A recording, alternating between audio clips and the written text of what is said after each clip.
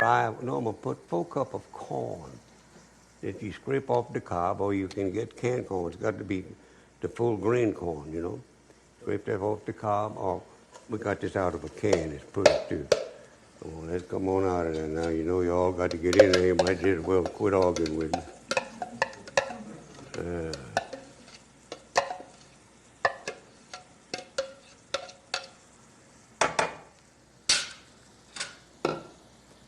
Stir, man. That's right. Listen to yourself. It's going to be pretty, yeah.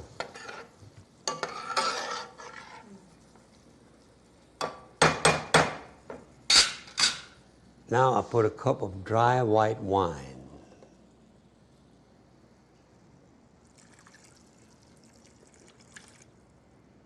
That's wine. And stir. Now sometimes you got to add a little water. And I'm going to add a little water to this too. Not a great deal, but just about half a cup to nearly a cup. That's water. That's enough. All right. Stir that up. I'll do that.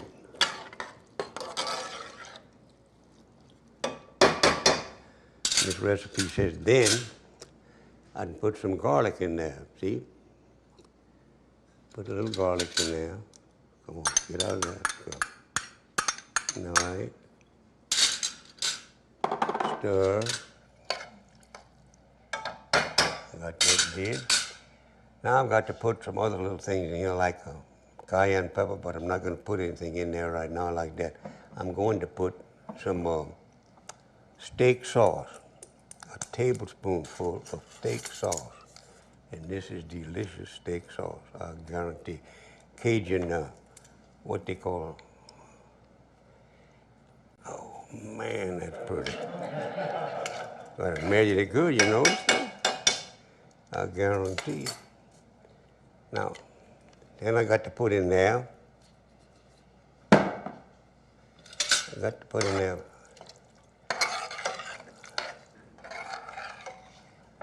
bell pepper, salt.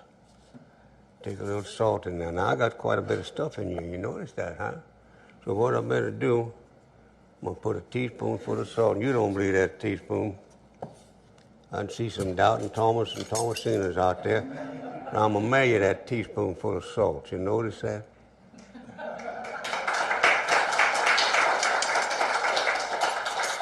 In fact, I got to put another one in there because I won't have enough teaspoonful of salt. And then 3 teaspoonfuls of salt. We got a lot of stuff going here yet, you see. Got all that like that. Oh boy, that's smelling good already. And I'm gonna pull the fire up a little bit more. Now, I got some crawfish tail I got to put in there. But I'm not gonna put them in there yet till, well, those onions are clear though, they're clear. Put this up here. I want to be sure I got everything in there. I got the chopped onion, I got the bell pepper, I got the parsley, I got this corn in there, and I got a cup of dry white wine, a cup of water, maybe more, just a cup's all I put in there.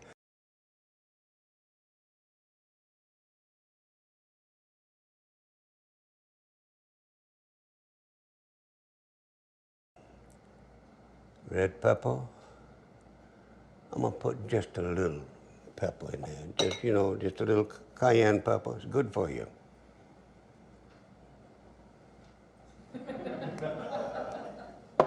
Trolling you. I'm so sorry. I know. Okay. Troll everybody. I'm so sorry.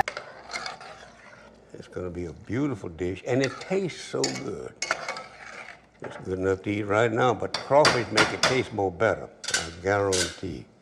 Now, what we're going to do, we're going to put the crawfish in here and let it cook about 20 minutes. That's all. That corn is done already, I can tell. It's just beautiful. Oh, that was a beautiful crawfish. Put the fat too, don't forget the fat. Oh no.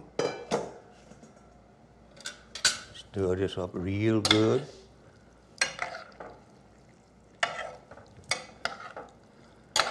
That looks good and that smells good.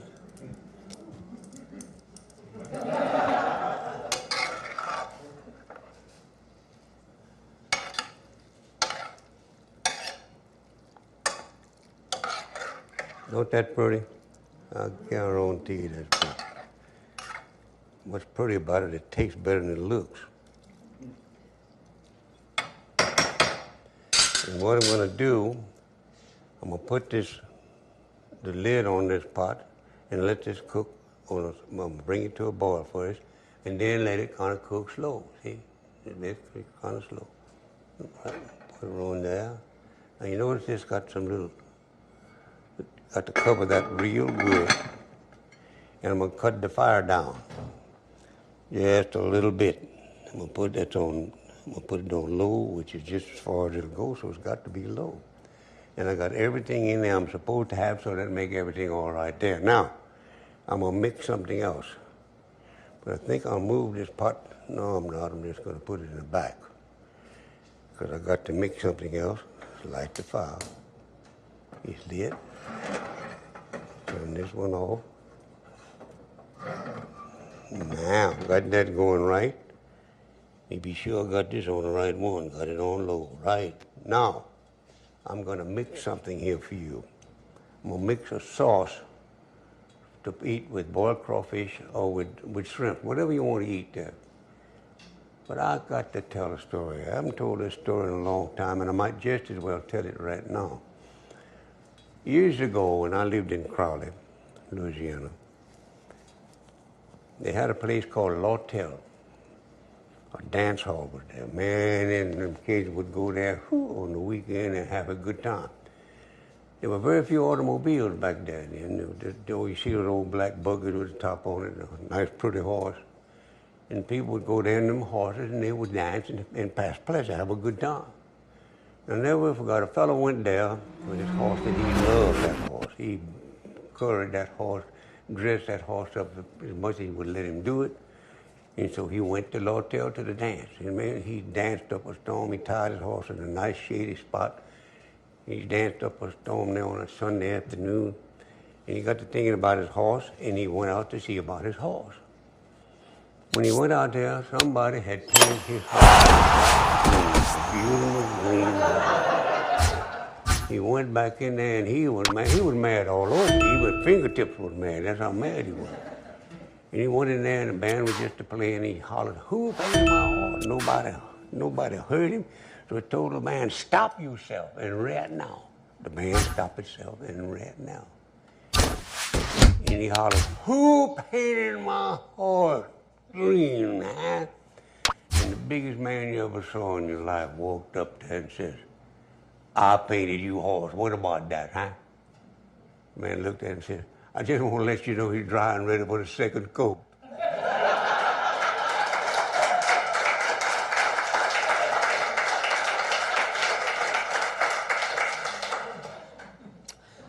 Right here, I got a little bowl that I'm going to put here in the middle. I'm going to make a sauce, and I'm telling you, it's a delicious sauce. And I got to move this on and be sure I got the right thing. This is for crawfish or shrimps, whatever you want to have. Doesn't make no difference with me. So I'm going to put some of this in this right here right now. This makes about 8 to 10 servings, depending on who's hungry, you know. And I got peeled crawfish we're going to use for this sauce. I put a half a cup of picante sauce. That smells good just like it is.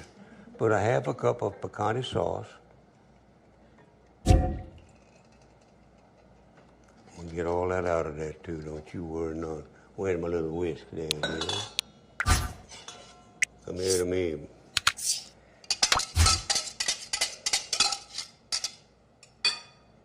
Ain't nothing in that head, so I ain't gonna stuff. And then I put a cup of ketchup. That's good ketchup. Whole cup go in there. Try to get as much of it as you can out of that cup. So you want this to be good, and it is good, I guarantee. Whoo.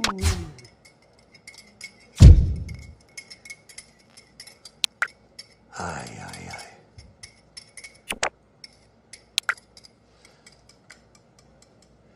And I use a whisk to do this because it mixes better than a spoon. You don't get it on a spoon. You got to have the right movement to get this done right.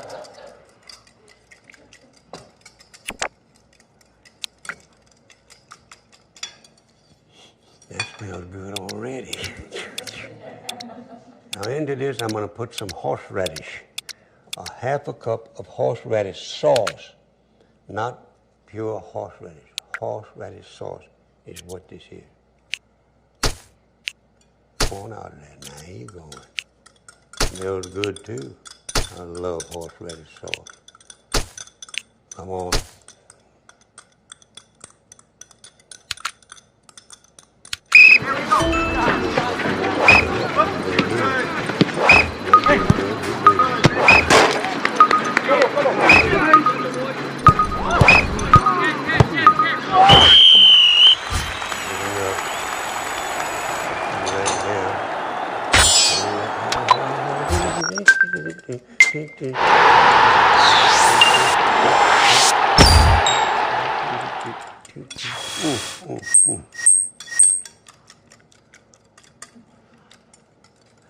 Oh, that's looking good and smelling good.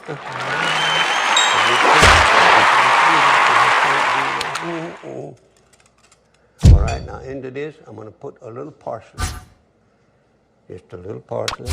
There you go, a tablespoonful of Worcestershire sauce. I'll put that in there right now. No, got it? See, a tablespoonful. I'm going to measure this very carefully. You know how I'm about that. How many tablespoons? There I go, tablespoonful of Worcestershire sauce.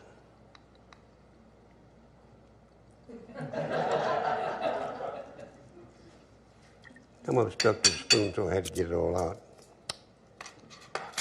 Put this lid back on there, don't want to spill that, no. Okay. And I'm not going to put anything, but I see I got some lemon juice, lime juice. I got a tablespoonful of fresh squeezed lime.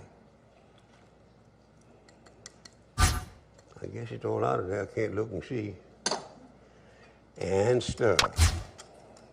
I want to be sure I get everything in here because this looks good. It smells good. When I eat it, I can tell you whether it tastes good or not, too. Don't you worry none about that. Let me look at this and see how it's doing. I might turn that fire up a little bit. Well, you go ahead and stir oil. See, I do two things at once. Medium low now. That's got to cook.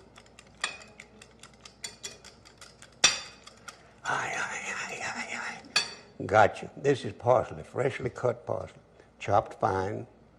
That ought to be, let's see, about 2 tablespoonfuls. No, can't be that much.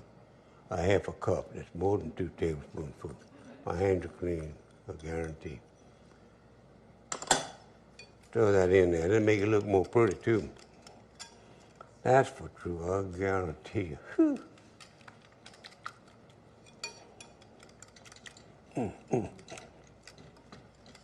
Now what I'm going to do, I'm going to set this aside because it's just, you can't do another thing to it except eat it. I'm not going to do that right now. Let me put just a little bit of cayenne pepper in there. You don't mind? This is cayenne pepper hot sauce. And this is a mild one. It's not very hot. Too hot to drink for lemonade, but it's not too hot otherwise. That's for true. Put that back over there where it belongs and stir one more once. I got to check this here mop shoe too and see what it's doing. Got me a tasting spoon there.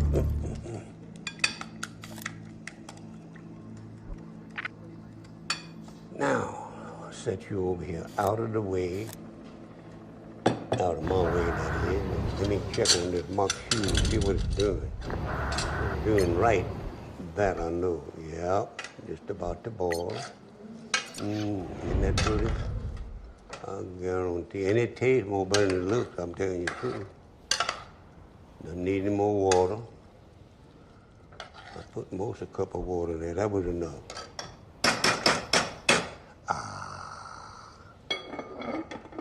Put that back on there, and I'm going to turn that fire down again.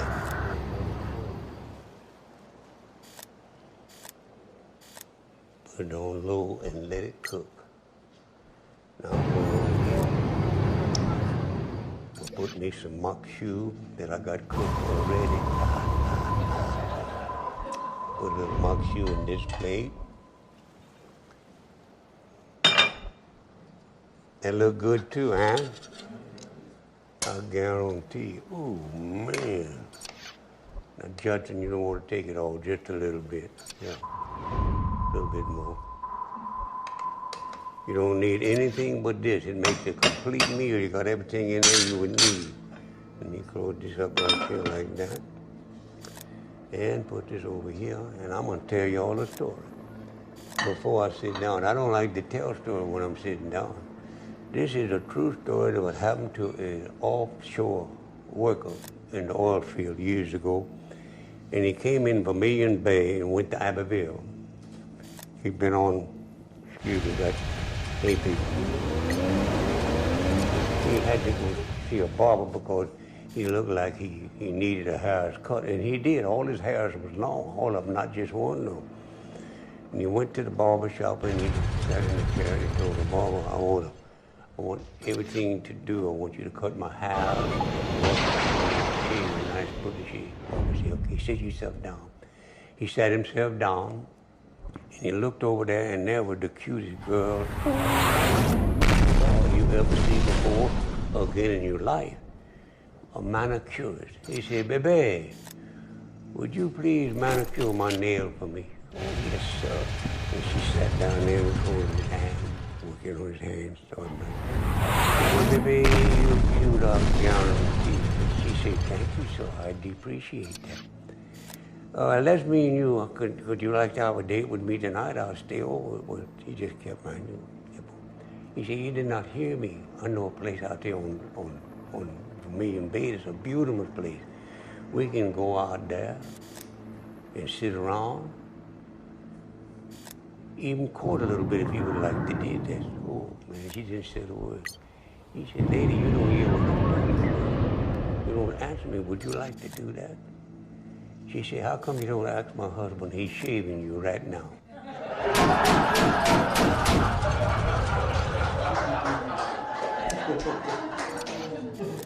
You know, it's fun to eat stuff that you cook, that you like to cook. And I like to make sauces.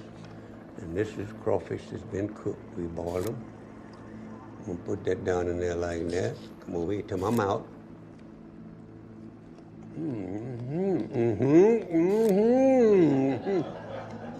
Oh, boy. That's good stuff. And a nice clean napkin. Put that here like this so it won't fall on the floor. I might just as well try another one of these little crawfish. There's 3 of them here. Oh, come here. Don't want to spill anything on that napkin. Too pretty.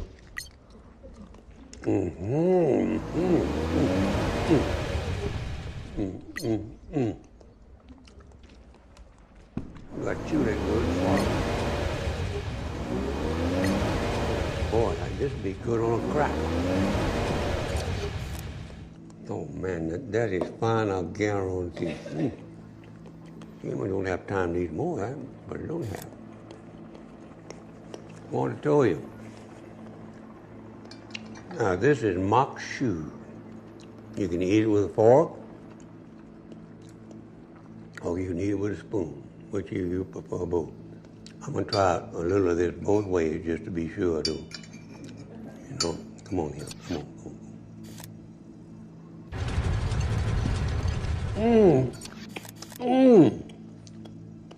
That spoon ought to make that even more better, I guarantee.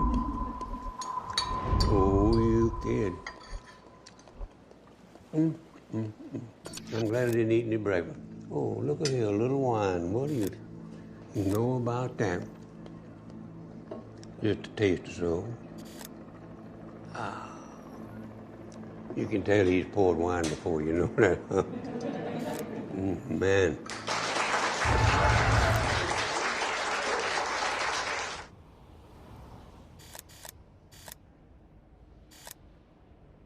How y'all are?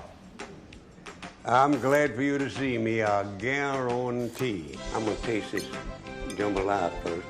Let's just go ahead on and cook. Get the part of the chicken that I like. turtle stew. Come here, boy. You know that looks good? This is going to be good. I promise you. Talk to it like it knows what I'm talking about. I like it. It's good. I believe in easy cooking. Believe me, I do.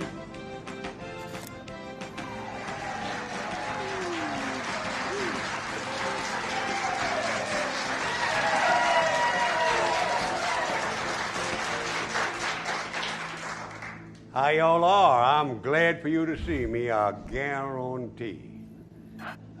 Today we're gonna boil a few shrimps, and then we're gonna make a crab meat etouffee.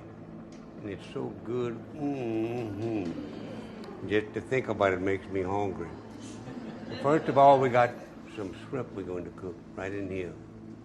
In here, I've already put 3 quarts of water, 6 lemons quartered, and I put 5 cans of beer, and I'm fixing to put the 6th one because it calls for a 6-pack of beer, and that makes it a 6-pack. Oh man, I've got to turn that fire up a little bit because I want that thing boiling when I put those shrimps in there, I guarantee. Let me see what this stove says right here. Got to get on there and look better than that, I'll guarantee. Now it done looked good. That's on. Yeah, there we go. We put it on medium low, and it's boiling. That's good. I like that. And I'll stir. Whenever you add anything, believe me, us Cajuns will tell you, they stir. Anytime you add anything, they stir. Believe me. And that's the way that makes it taste more better. Now into this, I'm going to put, this is onion powder. I'm going to put a cup of onion powder in there to get it to boiling with it. Get it going there, girls. And this is a 1/2 cup of garlic powder. Let me stir that onion powder in there. Quit acting like that.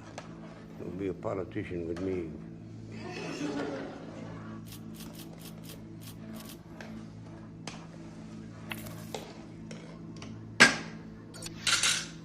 Put that good garlic powder in there. I'll tell you, when they invented that, they really did away with a single bed. Everybody got twin beds now when they got the garlic powder. And that's for true. All right, let's melt up down in there. How you doing?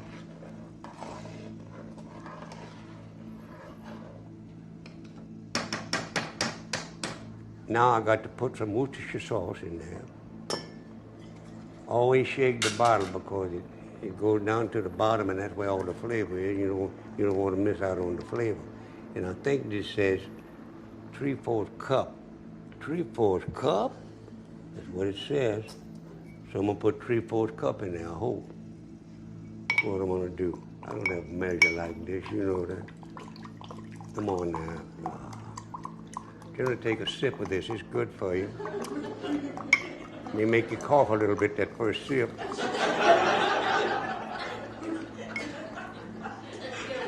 Now that's 3/4 cup and a little more. Put the lid back on this because I may need it for something else. No telling. Now I got the lemons in there, and I got the 6-pack of beer, the onion powder and the garlic powder, Worcestershire sauce, and it says 5 tablespoons, 5 teaspoons. No, I got to put some dried mint. Let's put that in there. Now I use mint instead of bay leaf, and the reason I do, mint doesn't just kill the flavor. You don't taste just mint.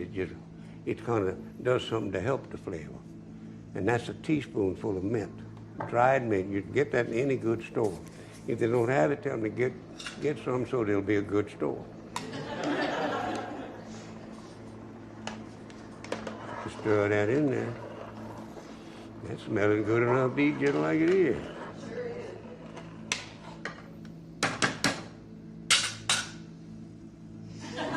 Don't that smell good? It says 5 tablespoons of salt. Now I'll just put, I use teaspoon. Now that's 1 teaspoon, ladies and gentlemen. Bet your last dollar that is. That's 1 teaspoon. I'm gonna put 10 teaspoons.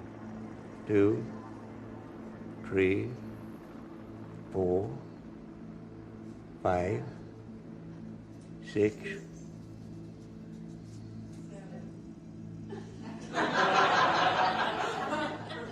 8. Now you don't think that's a teaspoon. I'm going to show you that this is 9. I got somebody helping me count out here. That's a tablespoon. I want a teaspoon. Show you all that I do know how to measure a teaspoonful of salt. That's a teaspoonful. You don't believe me, do you?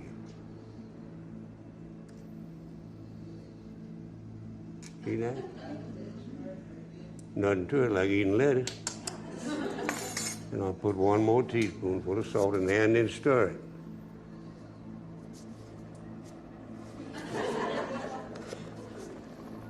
And there the shrimps are. Stir this in there. Now you go in there. That's beginning to look like some gravy. Some of that Yankee gravy, you know, not good black gravy like we have down in South Louisiana. Now I'm going to time these shrimp when they start boiling. The shrimp cook fast, believe me, they do. And when they get real pink, they're usually done. And when they float, after they're really done. So I'm going to put these, this is 5 pounds of shrimp. They've been frozen, and we done unthawed them. We thawed them out, and my hands are clean, believe me. All right, shrimps. Let's get to boiling. I'm going to put that fire a little hotter. That's the wrong one. Here it is. Yep. And they'll boil, and they'll taste so good. I've got a good sauce made for these. Whew. I guarantee that's for true. Come on, shrimp, get going. You just need enough liquid to cover them, you know, that's all you need. I don't want to splash me, I don't like to burn them.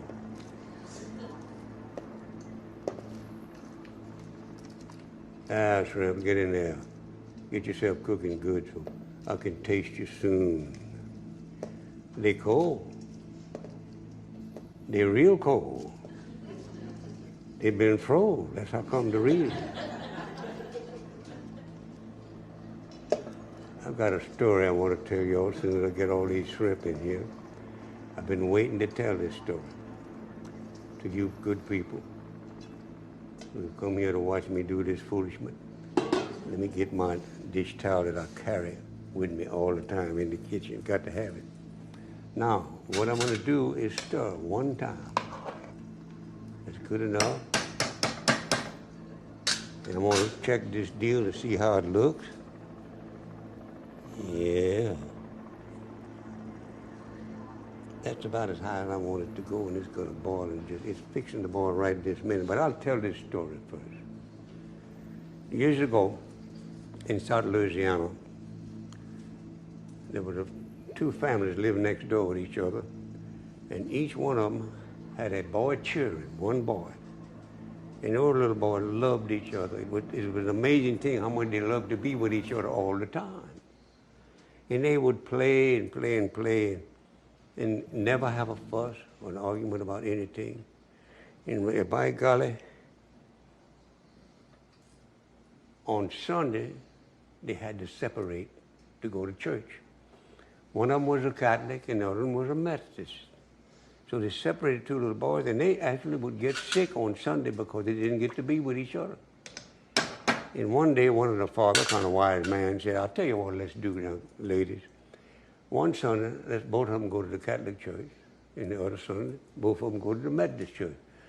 That's why I say, I wonder why we didn't think about that. He didn't answer that question. So the first Sunday, they went to the Catholic church, and the little Catholic boy was so nice, explaining to the little Methodist boy just what was taking place in there, you know. He explained everything that the priest did, and the altar boy and all that stuff. And the next Sunday, they went to the Methodist church. Whew. They went down, and the choir got up to sing, and the little Catholic boy never seen that before.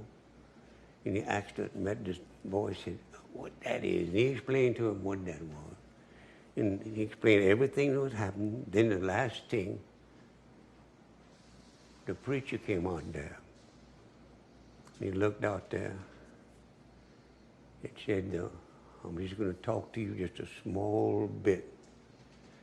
The little Methodist boy said, that's a damn lie. He explained to him just exactly what it was. Now these shrimps is getting going all right there right now. And they're boiling. I'm going to set my clock. Maybe I'm going to do this just for fun. Got to go down here, come back. Now, go over here where I can see you. Now, in this part, I'm going to put this on here and cover it. And turn the fire down some. Yep, because I don't want it to boil over on me, though. I want to make a crab meat étouffée. Now, étouffée means smothered. You don't put any water in this dish. You put a little wine, and all the alcohol cooks right out. That's terrible, but that's true.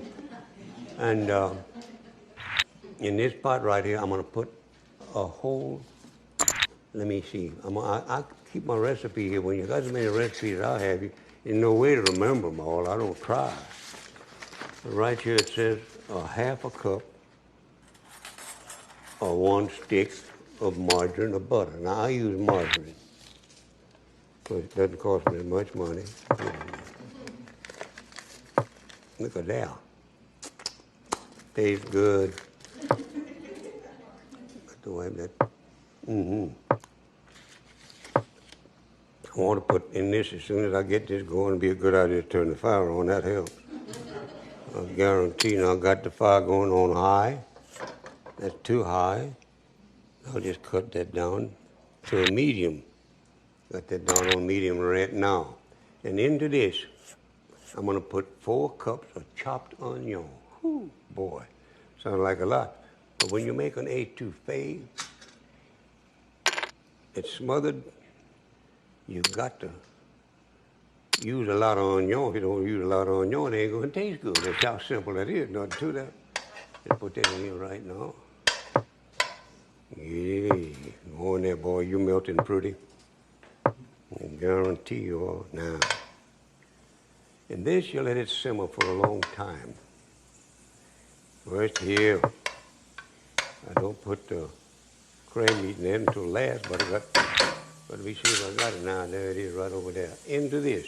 As soon as I can get that going, now there you go. You're melting right now. Get it melting. I don't like to put onion and margarine that's not melted, no. So here we go anyhow.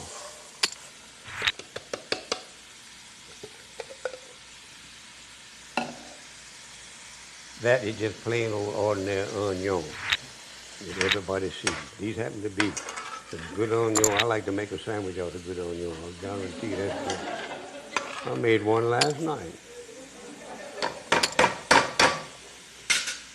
Now into this, I'm going to put some bell pepper. Let's see how much bell pepper. I'm going to put 1 cup of chopped bell pepper. That's what that is right there. Chopped bell pepper.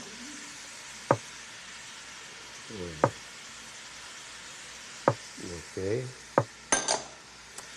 Stir. Remember what I told you about it. If you put anything, you got to stir. Hey.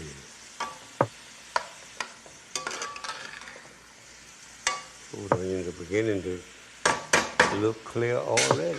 And now I got to put some green onion I got right here. A cup of chopped green onion. Man, and they're good. They're good for you, too. Went for green onion, I believe I'd have been gone years ago. But I eat them, I love them. Get that stirred in there good.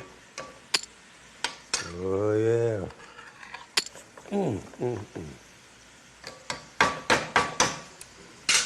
Okay, now I got to put some garlic chopped. That must be garlic. Yeah. Garlic. That's not too much. You don't want to put too much. That's 1 teaspoonful of garlic. Ain't nothing to that. Hardly no garlic at all. Get that scattered around in there. It's getting a little juice in there. Without, you never put garlic in until you get a little juice. If you put it in with or just nothing but oil, it clams up and don't put out no flavor. See? That's what it does. All right, here we go.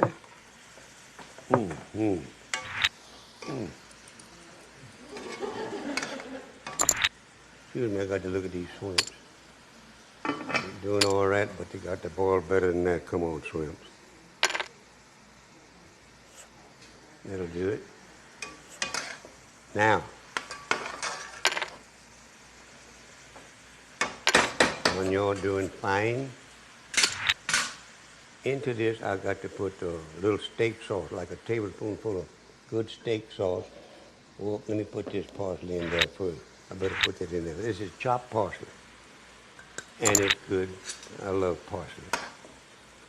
Good for you. Clean your breath up and all that stuff too, you know. That's sure easy. Chlorophyll, that's what it is. Good stuff. All right. Put that there. I got to put a little cup of wine in there, I know. 2 tablespoonfuls of, oh, this is pecani sauce. Oh, it smells good. Pecani sauce. And that is another good seasoning. It really is. I like it myself. And I use it in a lot of things.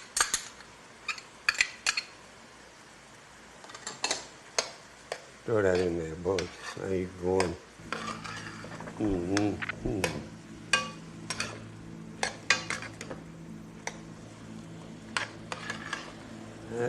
Doesn't that look pretty? I guarantee that's pretty. And it smells good.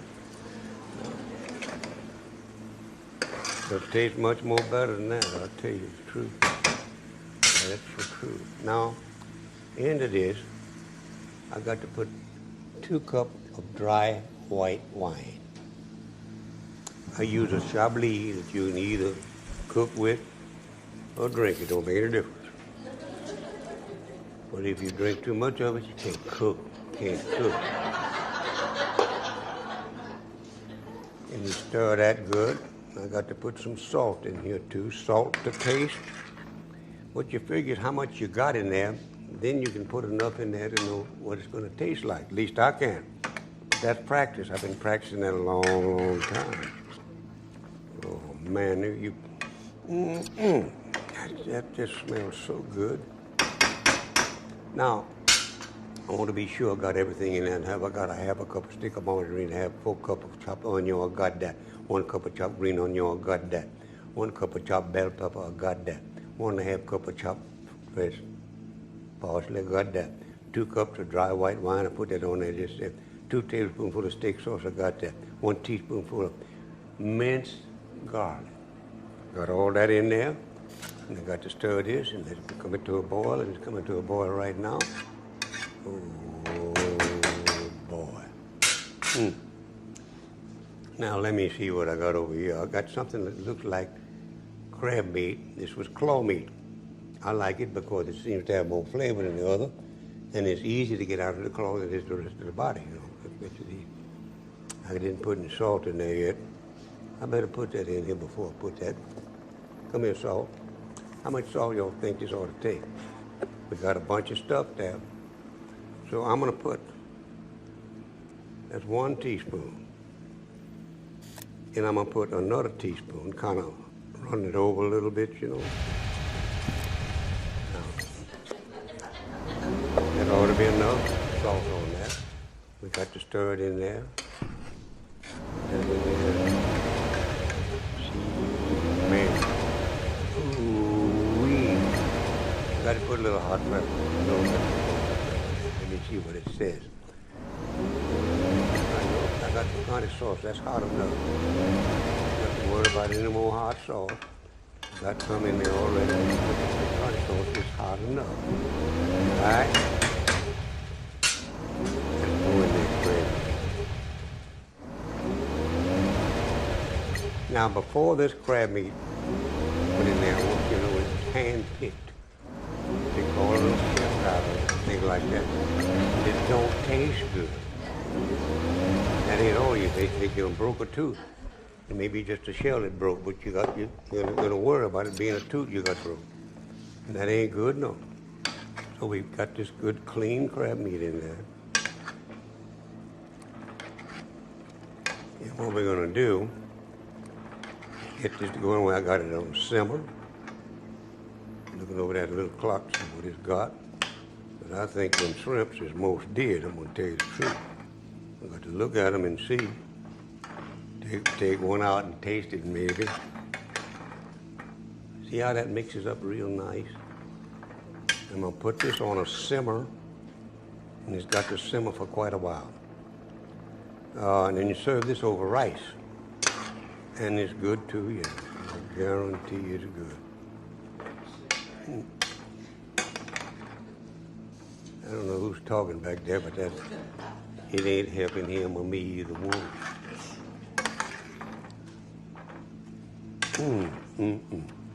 Now, what I'm going to do is put this on simmer.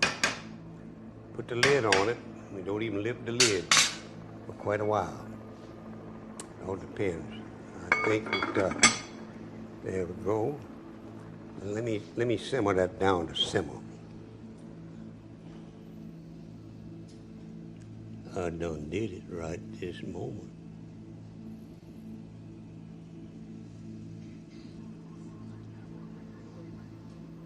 Now that's simmering. Let me check these shrimps. They are done. They are done. And what I'm gonna do is turn the fire off because I know they're done. I gotta take one out. Come on here, come here. I'm gonna turn the fire off because those shrimps are done all the way plumb. No using one with another thing with them. I can tell you, just let them soak. Hi. You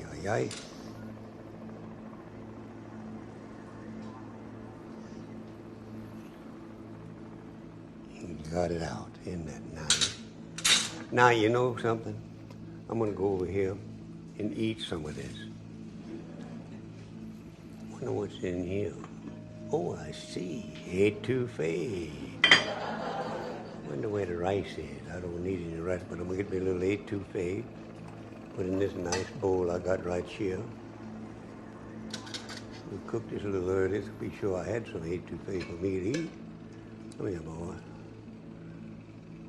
Get it up so you'll be sure you know what you eat, all right? Got that. Put this right here. And I'm gonna go over there and eat it after I have a sip of water. Isn't that terrible, water? Okay.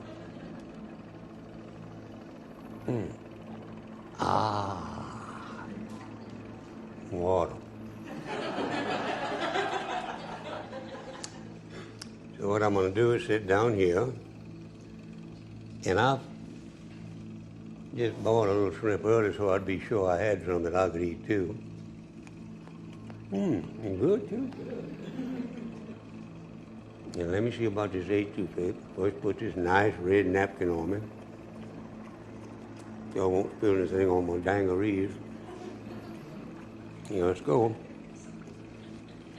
And just pour a little wine. Now, you're supposed to drink white wine with fish, but I like red wine better, so I use a little red wine, Marlowe. Just a sip, that's all I'm gonna have. That even a good sip. That's what I'm gonna try.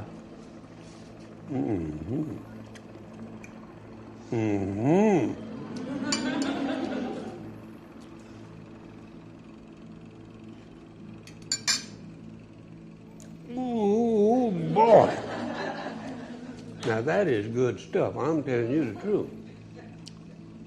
That etouffee is so good. And it's easy to fix. This is easy cooking. Right there. Oh, boy. Let's have a shrimp to go with that. That's good. Sometimes I put sauce on. They didn't need it.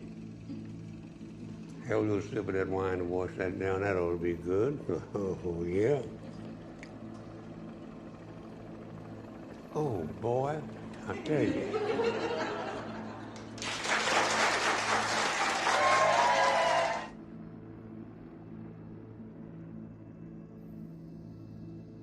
How y'all are? I'm glad for you to see me. I guarantee. I'm gonna taste this jambalaya first. Let's just go ahead on and cook. Get the part of the chicken that I like. Turtle stew. Come here, boy. You know that looks good? This is going to be good. I guarantee. Talk to it like it knows what I'm talking about. I like it. It's good. I believe in easy cooking. Believe me, I do.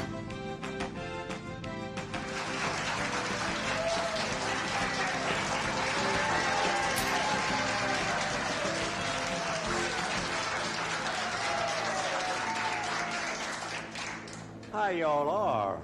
I'm glad for you to see me, I guarantee. And today we're gonna cook some things that I like, and I hope you like them too.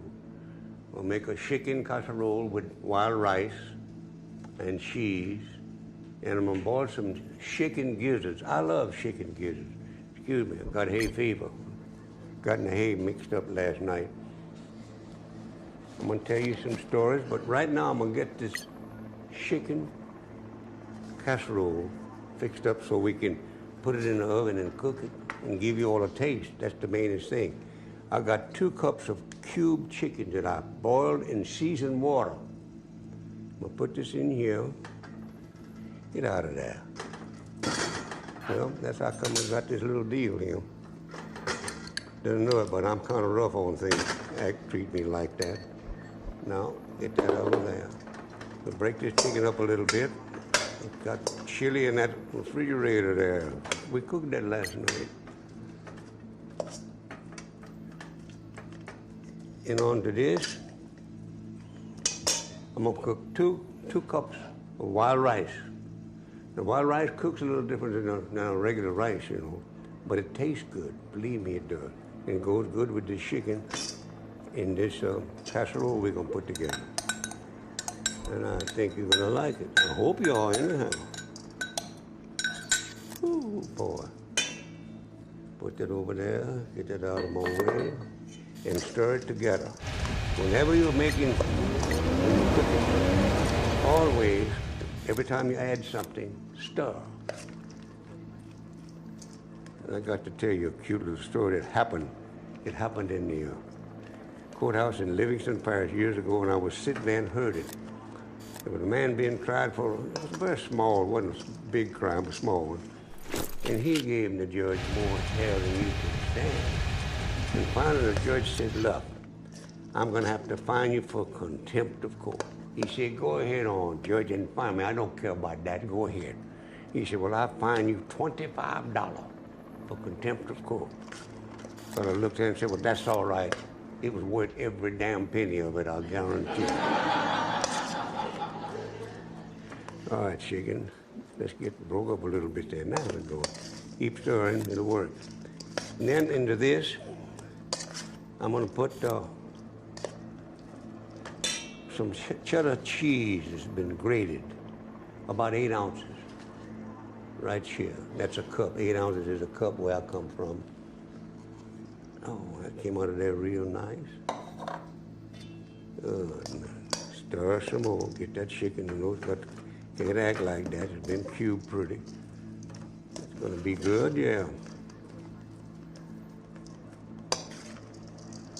Now I'm gonna put some other stuff in it. Over here, I've got a little casserole dish that I've already put olive oil in to make it heat so it won't stick. And it won't burn, won't stick. That's the good part about it. Now, into this right here now, I'm gonna put a cup of steak sauce. That smells so good. A cup of steak sauce, and try to get as much of it out there as you can.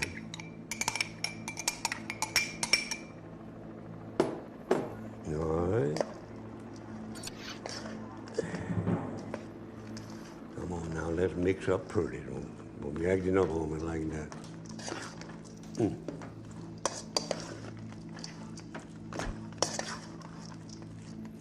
That's most ready to go in there, I guarantee. Aye, aye, aye. Now, I want you to know When I cook the wild rice, I put some onion powder and garlic powder and salt in it. And then I topped it with a little olive oil, poured it over to keep it from boiling over. And also add to the flavor. And people asked me one time, how come we put that olive oil in there? I said, because I like olive oil. And you know it's good for you. It is good for you. Now I'm going to put this in here.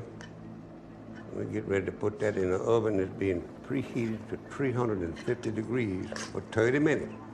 See, everything's already cooked in here. That look good. Man, that smells good already. Whew.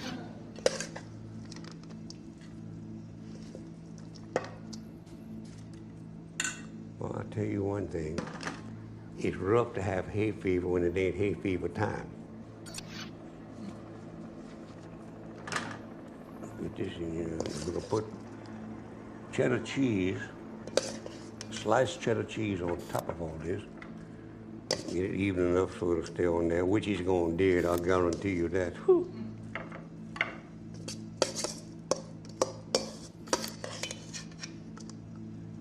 Somebody said, what kind of bowl you gonna mix it in? I said, stainless steel is the best. Mix things in because it makes enough noise to know you're getting something done.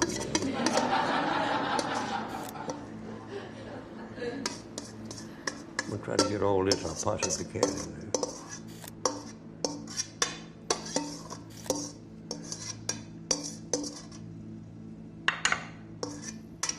That's about all I'm gonna be able to get out of there. But I'll use my tasting spoon to get this out of here. See, this is my spoon I use to taste with it. That smells good enough to eat right this minute. Now I'm gonna top that with some cheddar cheese that's been sliced. Sliced cheddar cheese. I love cheese. In fact, I don't know anything I don't like when it comes to food, I'll tell you that for truth. Well, here's my cheese. Come here, baby, let's get you on here where you belong. Cheddar cheese, sliced real nice, and you cover it with this cheddar cheese. Better be enough in here to cover it. I'm gonna chop my hands off if I don't do better. They didn't put that there like that. Now you're going. Cheddar cheese. I'll tell you one thing. I love cheese, and I don't like much milk, but I love cheese. I do drink a little milk in my cereal every morning. Now, I just started that again. Don't know why, but I got hungry for cereal in the morning. That's terrible. I used to pork chops and all that kind of stuff. I'm not dieting, don't misunderstand me. I don't ever diet. I just gotta pray my weight don't get too high. That's my diet. Now, you think I'm not gonna put that down right down the middle? I sure am. Right down the middle. Now, that's nice. Act nice now, don't be fighting and carrying on. There you go. Cheddar cheese. And I'm gonna go put this in this preheated oven in just 1 minute or two after I get this cheese like I would like to have it. Got to decorate, you know how it is.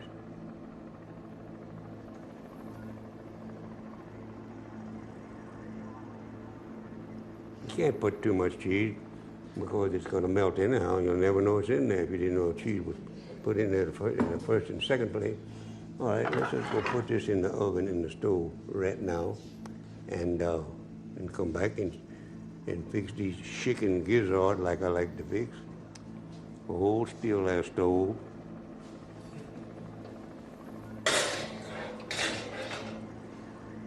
For 30 minutes. That's gonna cook for 30 minutes, and it's gonna be done. Now, I've got one of those little smart little timer clocks that I use for things like that. And when that bell rings, everybody in the house jumps up and runs and helps, you know? Now, there we go. And let me get this out of my way. Put this in that, and this in that. Just move this over there, because I may want to eat some of that cheese, not a bit of that. But I'm going to put this over here out of my way. Now, chicken gizzard. This pot has nothing in it. But right now, I'm gonna put some water in it, get my recipe. No way to remember all the recipes, but I'm a creative cook, and I just love to put things together, then taste them and see how they come out, you know? Now into there, I'm gonna put 2 cups of water right now. And I'm gonna turn the fire on as soon as I put 2 cups of water in. 2 cups of water. Turn the fire and put it on high. That's medium high, that's high. And then I'm gonna put a cup of wine, white wine. This is a Chablis. And if you want to drink it, you could, because I don't cook with a wine that I wouldn't drink. I never cook with cooking wine because it got all kind of stuff in it. You don't know what all it's going to taste like. And I have to know what it's going to taste like. I'm going to put salt in that. Salt to taste, it says. Well, that's easy to do. I know how many gizzards I got, so I know how much salt I got to put. I got to put 2 teaspoons. You don't believe that's a teaspoon? I don't either, but I do about that. We're gonna measure that to show you that I do know what a teaspoon of salt is. Come on, stay in there. Let's do this right. See that salt? Teaspoon. I'll put another one just like it in there. I got better than a pound of gizzard. And I'm gonna stir that salt in there good. But I don't want that salt, I don't want it to go anywhere at all, no. Then I'm gonna put some onion powder. I use onion powder and garlic powder, and it works real well. That's for true, I guarantee.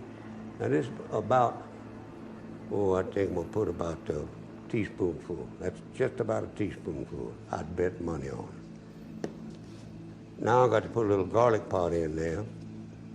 About a half a teaspoonful of garlic powder. That's kind of hard to get up.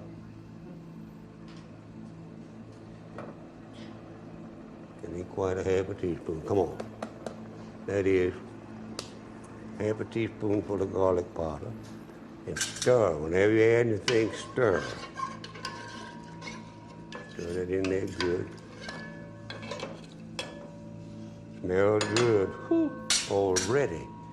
Now I've got to put a little Worcestershire sauce in there. We'll put 2 tablespoonfuls of Worcestershire sauce. Gotcha. Got to get that moving or it ain't gonna work, I'll tell you the truth. There we go. A little bit more. Tablespoonful of Worcestershire sauce and stir.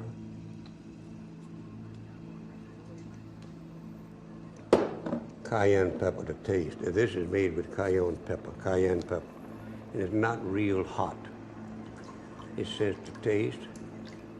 It's just about right tasting. Guarantee it is. Now, stir. Get them. You got to cook those gizzards right there, you know.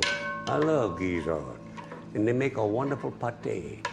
I'll put that in that food processor and it comes out real nice, and I'll mix it with the little things like whatever you want to, olive oil or mayonnaise or whatever you have.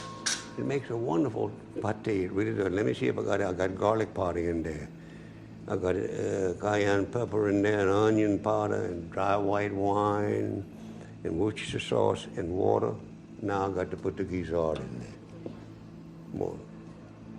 Yeah, that's cooking. I'm gonna tell you something. Let's go in there real nice now, girls and boys. Now this is gonna, I love them just like they are when they're cooked. I don't like them raw. Don't like them rare either. But I like them cooked. And I can eat this whole 2-pounder I got here, if I wanted to, without looking back. I'm gonna put this in there and put a cover on this, cover the pot. Then I'm gonna lower the fire a little bit because it's gonna burn off. and burled and burled. That's what they say in New Orleans, I think it is. Yes, it is. Now, I've got everything in it, so I'm going to stir. Just cover that gizzard just right.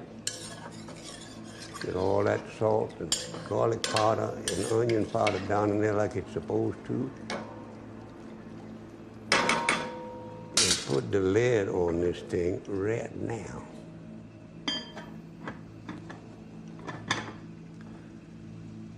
I want to tell you all a true story that happened in Plaquemine, Louisiana, many years ago. There was a lawyer down there. I'm not going to tell you his name because I think he's still alive and he may kill me for telling this story, so I'm not going to tell you his name. He was trying a man. He was a man's lawyer, and he had murdered somebody, a brutal murder. And he was worried about doing something about it, trying to keep his man from going to the hot squat. You know, back they had the electric chair back there then.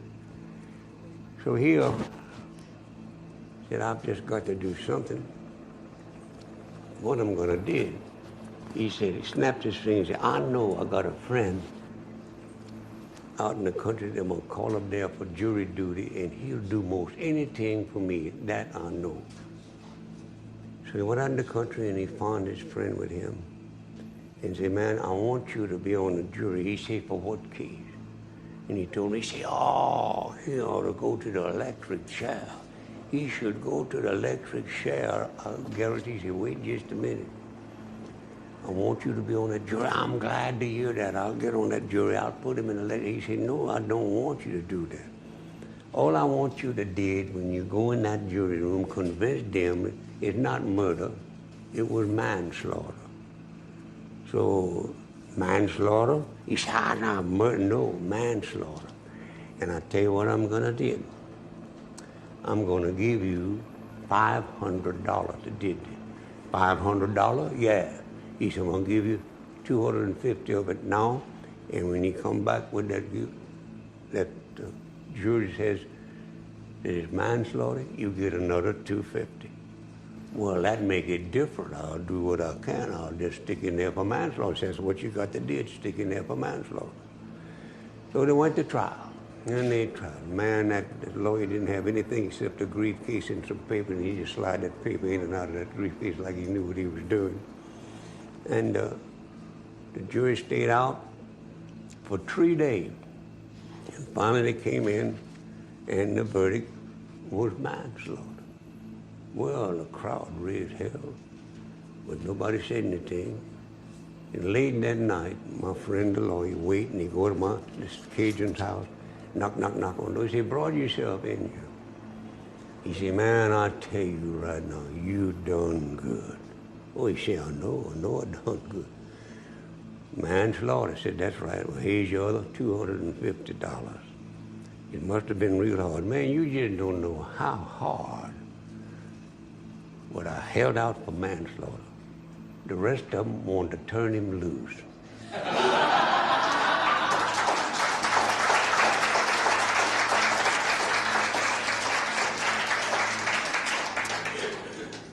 I got to check my gizzard. They're cooking. They got to boil a little bit better than that.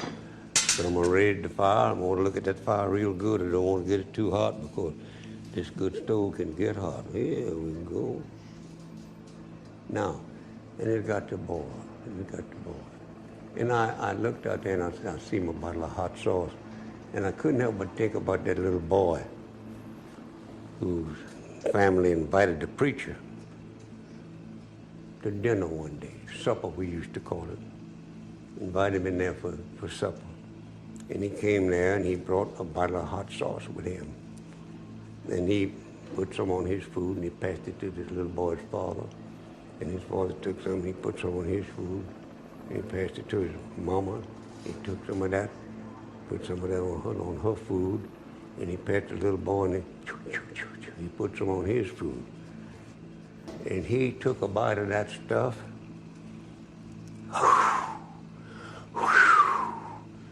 He said, preacher, I know that in the church, because I've been there, you preach hell's fire and damnation.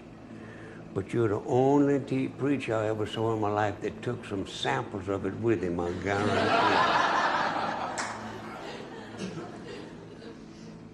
Now, I have over here a dish that I finished earlier. Let me see if it's hot. No, it's not too hot. I'll let it cool down a little bit. I'm gonna put it over here. This is that dish of chicken casserole with wild rice. And I'm gonna get my plate and put some of this on it. I'll bring my plate over here. It's easier than taking that over there, I guarantee. Sitting right there, some gizzard I'm gonna have to sample after I fix me a sample of this. This looks pretty good. I think I'll try a little of it. Yes, sir. Come over there. Come over there. Best thing to do is cut that with your spoon. Now we got it. Get over there. I talk to it like it knows what I'm talking about. Got it. Oh, ho, ho. Put that right there. I got to put this. Ooh, I spilled some on the stove. And I hate to do things like that. Let me wipe that up with my oh, got it. Thank goodness that's not hard. Got it. Now, I got another story I'm going to tell you, but first of all, I'm going to get myself sit down after I check my gizzard. I think they're cooking a little too fast now. I can hear them. And they don't like that. They say, turn the fire down, Houston. Turn the fire down. I say, all right, we'll do that. Yeah, that's what I thought. Too hot.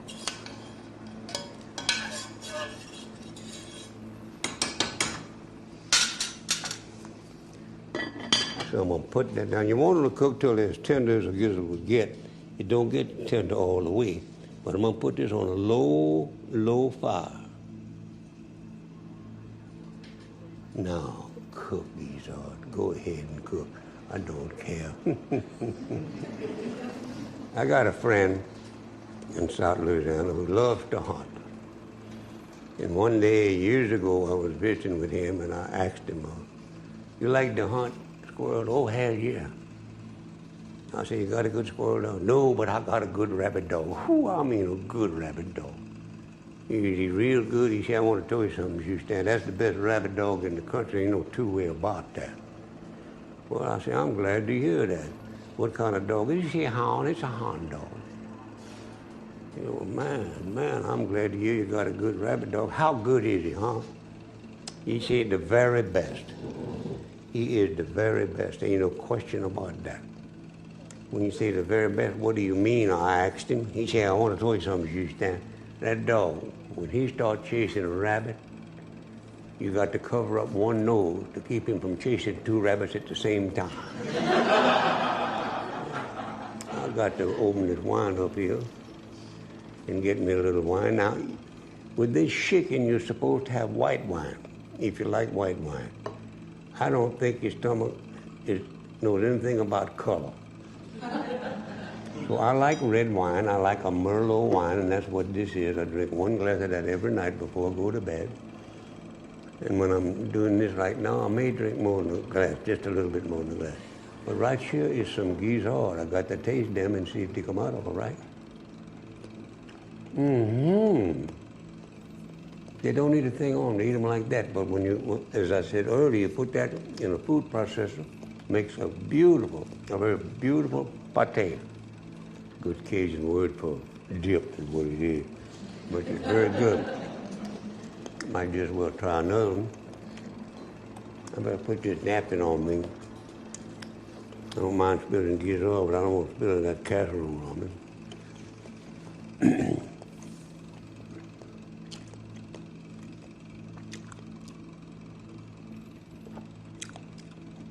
Drink a little wine to help that gizzard go down, you know. Oh, this is good. Let me see how this is.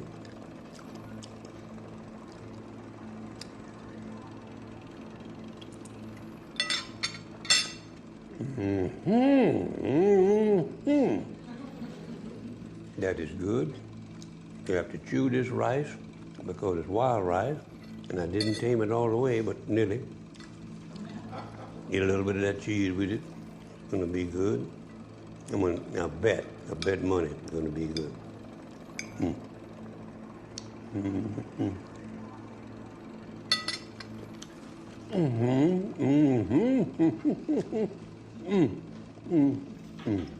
Put that gizzard with it. I bet it goes good with that. I bet. I love gizzard there, people. I guarantee.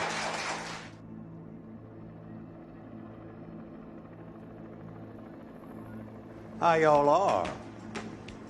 I'm glad for you to see me. I guarantee. I'm gonna taste this jambalaya first. Let's just go ahead on and cook.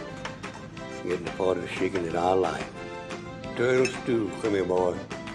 You know that looks good? This is going to be good, I guarantee. Talk to it like it knows what I'm talking about. I like it. It's good. I believe in easy cooking. Believe me, I do.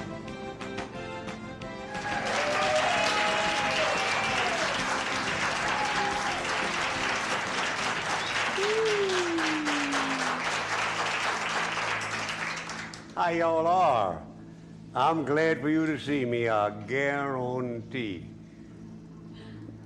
I'm going to fix cheeseburger grits and lost bread, and I think you'll like it.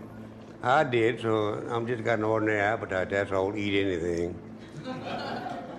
And I have to start with getting my grits ready. Put that on there. Got to turn that fire on in a minute.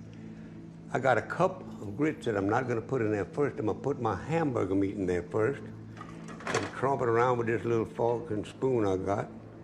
Hands are clean, just wash it. I tromp this all around in there like that so I can mix the grits in there with it. When you cook, you got, every time you add something, you got to stir a little. That looks good. I tasted it, so it's good. 1 cup of grits. Now that is a pound of ground beef is what we put in there. Beef chuck is what I have in there. Then I'm gonna put, this is regular grits, not quick grits. I can't cook quick grits. It gets done too quick. I can't stir that really quick. That's a cup of quick grit, not quick grit, regular old grits. That yank up there, somebody asked, would you like some grits? He said, give me 1 grit, that's all I want. You know nothing about good food like grits. And I mix this real good, best I can until I put some water and some cheese in there to make a cheeseburger grit. And it works. And I love it. Whew, do I love it. Anything that's good to eat, it can't get by me, I can tell you that. No 2 ways about it. You're doing good. You're doing all right there, Juice. Now let's just get that grit off the bottom. Now you're going. But that's going to be mixed up real good. If you don't mix it good, it takes it longer to cook or something. It just doesn't taste right, you know. Now, let me see what else I got to put in there. I've got 5 cups of water I got to put in there, and I got some salt, like 2½ teaspoons. I'll get that later. Right now, I'm going to put 5 cups of water in it. I'm not going to put this cheese in there yet. No, put it in there after I got the water. It'll help me. It's 5 cups of water. It's like you cook regular old grit. Cup of grit, 5 cups of water. Nothing to it. It's salt. But I like to put different things in my grits. Stir this in there good. Get it off the bottom of the pot. And cook it until it's the way I like grits. And if I want to deep fry the grits the next morning, I deep fry grits for breakfast. I cook the grits till it's really firm. And that's what I'm going to do here today too. Because I may want to cook this in the morning for my breakfast. Not a bit of thinning, I'll tell you that. Oh man, that's going to be good. I'm not going to turn that fire on yet either. Now, I'm going to put some salt in there. Where's the salt? Here's the salt is. It says 1½ teaspoons of salt. Now I'm going to measure a teaspoon in my hand and then show you that's a teaspoon for the salt. And then I will put the other half a teaspoon in there somewhere. Come here, me. Now that's a teaspoon, they say. And I'm gonna put that salt in there to show you that that's a teaspoonful of salt. There it is. And here's the half. But I'm gonna put just a little more. The worst thing in the world is grits that hasn't got enough salt in it. Now, of course, I had to think about the meat. It had to have salt, too. That's why I put that in there, a little extra salt. It always tastes good anyhow. Now I got some Worcestershire sauce I'm going to put in there, right here. Put in any amount I want to. It's not going to be much. You always got to shake Worcestershire sauce up. Remember that. I'm going to put about, I'd say that's 2 teaspoonfuls. And I'd bet money on that. And I got to put some Louisiana hot sauce in there too, you know. Ooh, shook that all, always shook them all up. Stir that in there first. Do what you tell the people to do, though. Don't get smart. There that goes. That's looking good already. It says, but this is all to taste, you see. And that's what we're gonna do. This is to my taste. And that's not hot. This is not real hot sauce. It's made with cayenne pepper, and it's not real hot. I'll guarantee you that.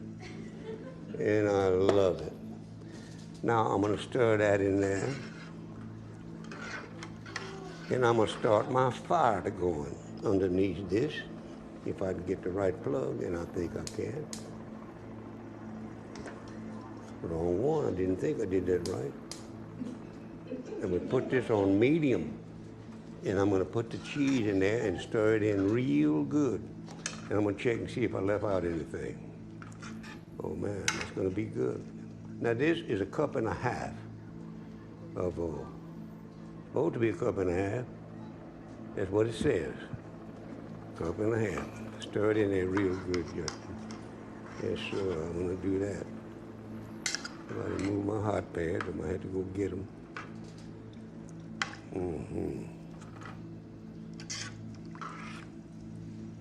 Oh, wait, that's looking good already. I'll guarantee. Now I got to let this cook a while without any lid on it or anything like that.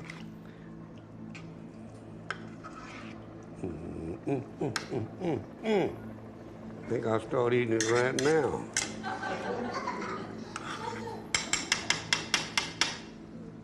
There you go. This is the tasting spoon.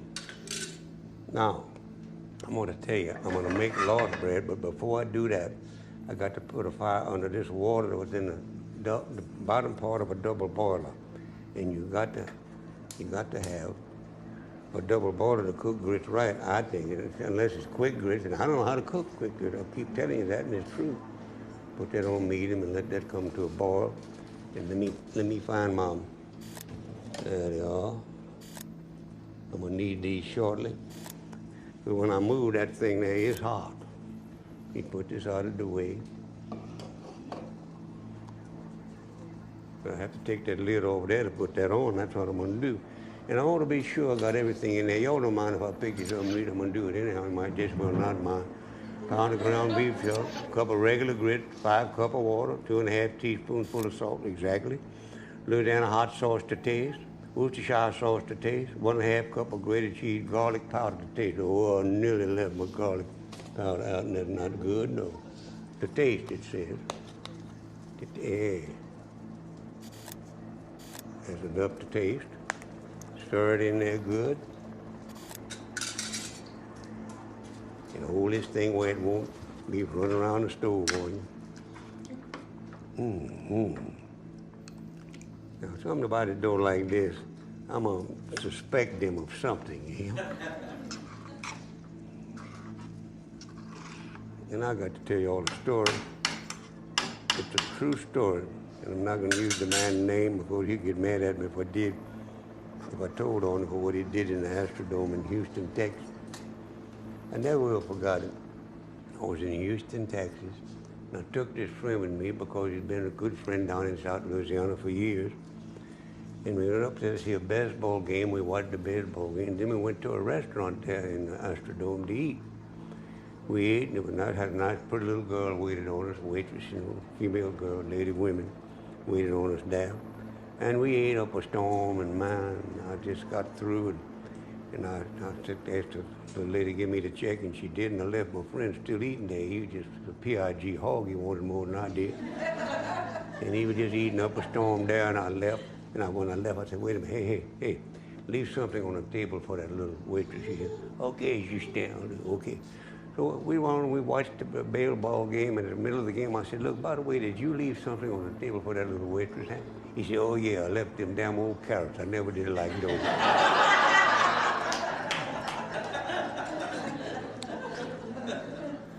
Now I'm gonna have to cook lost bread, pain perdu. Oh, some people call it French toast. There's nothing French about it to me. It's just Cajun as can be, but nothing French. And it tastes good. And it tastes good. That's the mainest thing. I got to whoop those eggs to where they will shut up or something. And I got another recipe here. I want to be sure I don't leave anything out of this. And I'm going to put it all in there when I'm whooping on those eggs. Put that right down. Come here, eggs, and talk to me. I got 5 eggs because they weren't big. It says 4 large eggs, but these were not big enough, so I put 5. I'm going to whoop them up a little bit right now. If I can just get the motion right, I'm going to do it right. Yep. Come on, egg, just beat up there. Now you go. And into this, after I got this beat a little bit more, got to whip a little bit more than this. Then stir it. Then stir it good. Now, into this, I'm going to put 1/2 cup of dry white wine. Wine that you can drink if you would like to. Don't ever cook with wine that you wouldn't drink. I ain't about to do it. Now, I've got to beat these some more.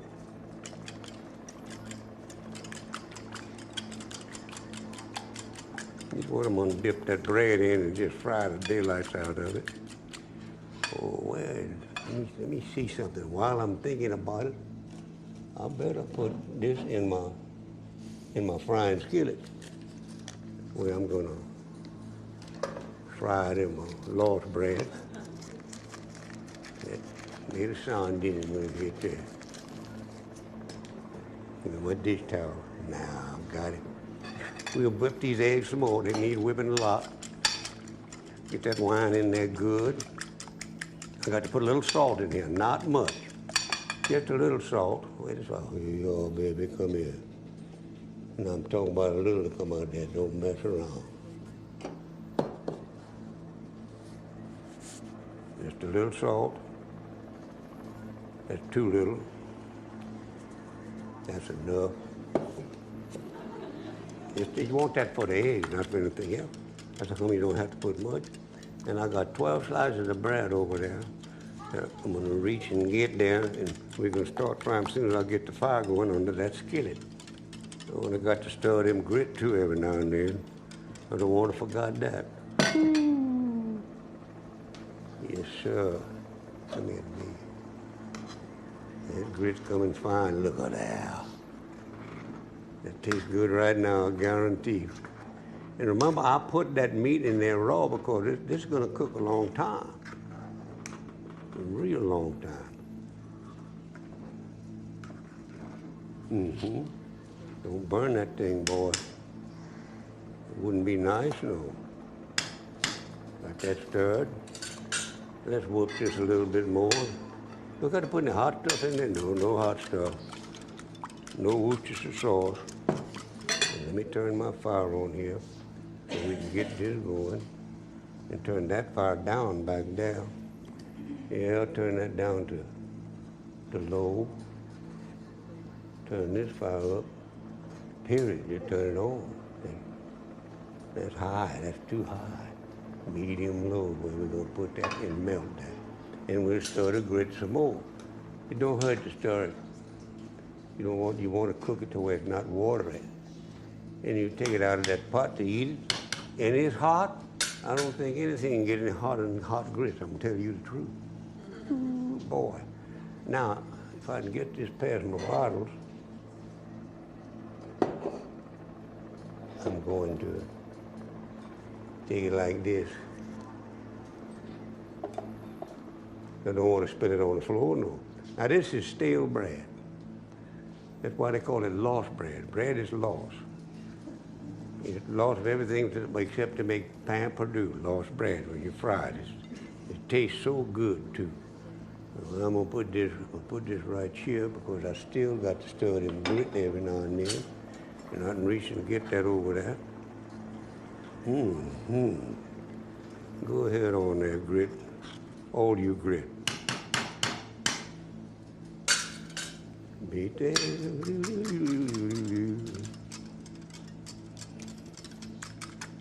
I got everything supposed to be in there, I want you to know. You want to dip each slice of bread in the liquid, it says. So people know what to do, you know.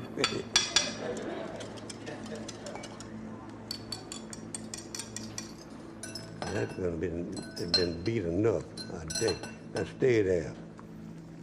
And what I'm gonna do is run this around a little bit to be sure we got enough butter in there. And if I got to put more, I got some more right over there.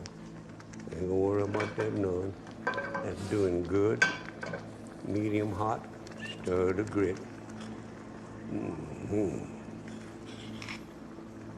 Cheeseburger grit. I bet you never heard. I got to turn that fire down because that's splashing on me. Put it on simmer. Come down there. Now we got it where I want it. No, I haven't. Now I have. Now I got it where I want it. And what I'm gonna do is make some lost bread right quick like this. Got to do it. It's on medium high, and that's as high as I'm gonna put it. On medium low. I'll put it on. Yep. Put it on medium. Now we got it just right. We done hauled off and melted practically all that butter. It's oleo really. And what I'm gonna do, I've got to get this over here where I can get at it. Put it right here in the middle, in the way of everything else. And I'm gonna dip this in there like that. Turn it over like that. And put it in here and just fry the daylights out of it.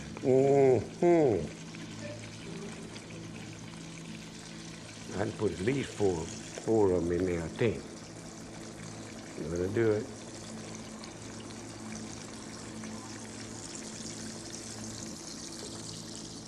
Let's get it on now, you got it. Come here, boy. Ain't doing nothing but frying bread. Put that in there like that. Wipe my hand on my dish towel. Get my spatula. And turn that rascal over in just a minute. Boy. That chair keeps trying to trip me and I ain't gonna let it do it. Just turn this over real fast like. Just like this. Come on, boy. Cook a little more than that. I like for it to be more brown than that. More than brown yourself. Go on.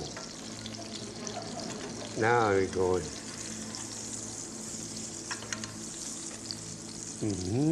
It creates a vacuum. That's how come it's hard to turn itself over like that, you know?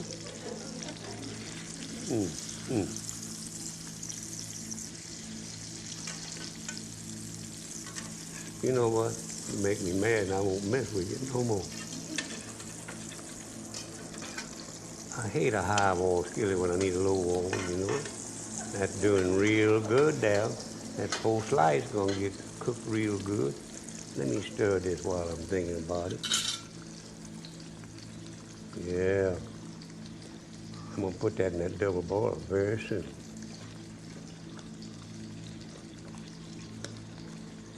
And cook for an hour in that double boiler. I'll get down just a least bit more. Now I'm going to town.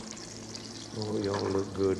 Pan Purdue or lost bread, just plain old fried stale bread. That's all y'all. I know that for sure. Let's turn over one more one. Oh man, that's looking good, yeah. Got those two over pretty damn good. They got the idea that I was mad at them, and I was. It's just going just right. Come on, Pamperdo. Quit acting like a Cajun. Now you're going, boy. I love this kind of bread, I really do. Like everything, I like most anything to eat. Alligator. I don't like rattlesnake too much, though. I get to thinking about that rattlesnake. I'm gonna take this out of here in just a second. I'm gonna eat that one right there. Oh, boy. Get out from under. Get out from under. Now you're going.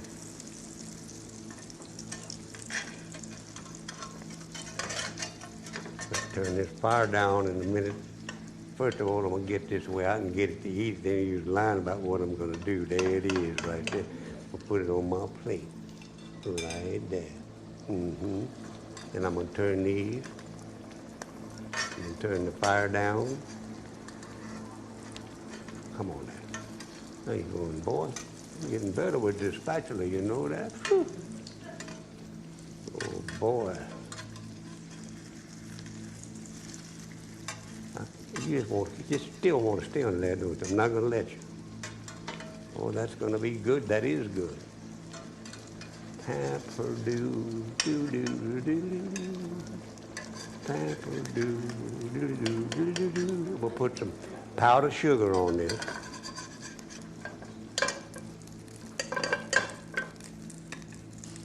And right now I'm gonna turn that fire off because I got to put that. I got to move that that grit. Got that turned off. Take this lid off of here. Oh, you kid. You think y'all thought I was gonna leave it on there, didn't you? Fooled you. Put this on there and let it cook for 1 hour. You notice how I remember to use that thing? You burn yourself one time, you'll remember, I guarantee. I'm gonna go myself over and sit down and just see how this tastes. And right here is me some grit. Let me sprinkle just at least a little bit of powdered sugar on there. That's enough. That's me. Now I'm gonna cook some more of that after I check it out. I always like to check out what I'm cooking. You know that looks good. Now if I just put a little on mine, everything will be all right, I'm sure. Got it. I like this. I like this. I might just well put a little more on mine. Okay. Let me sit down here and give this to once around and over. Let's sit on that chair now. Oh, boy. I got to taste this grits. I done put me some there that I fixed a little early to be sure I had something done, you know?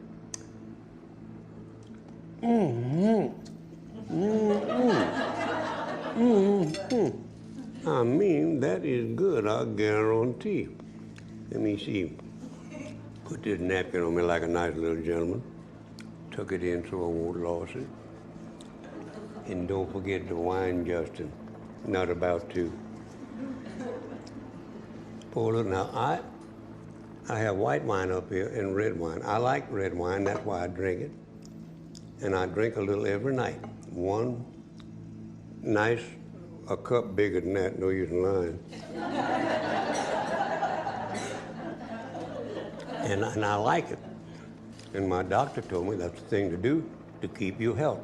And I said, that's one thing I want to keep. And I'm going to. I'd sip that wine, see if it's any good. Yep. You all?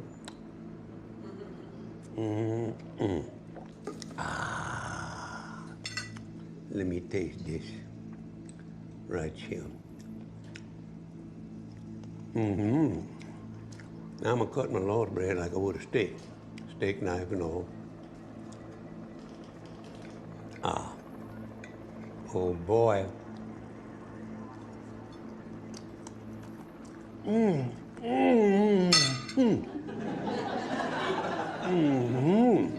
That's good, yeah.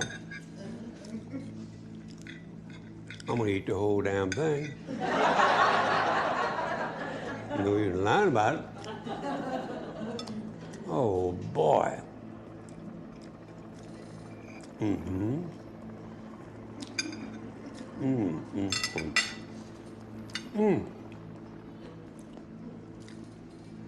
A little wine make me swallow more easy.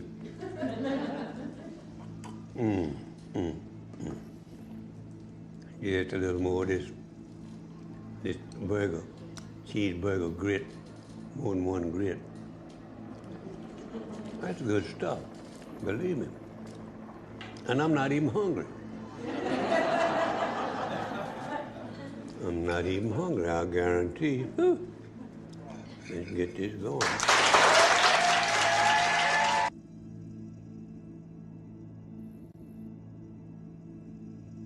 How y'all are? I'm glad for you to see me, I guarantee. I'm gonna taste this jambalaya thing. Let's just go ahead on and cook. Get the part of the chicken that I like. Turtle stew, come here, boy. You know that looks good? This is going to be good, I guarantee. I talk to it like it knows what I'm talking about. I like it, it's good. I believe in easy cooking, believe me, I do.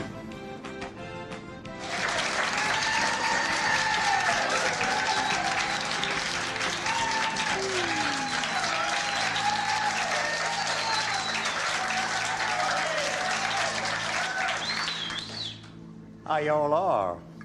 I'm glad for you to see me, I guarantee, and I'm gonna cook something that you will like today, I guarantee you that too.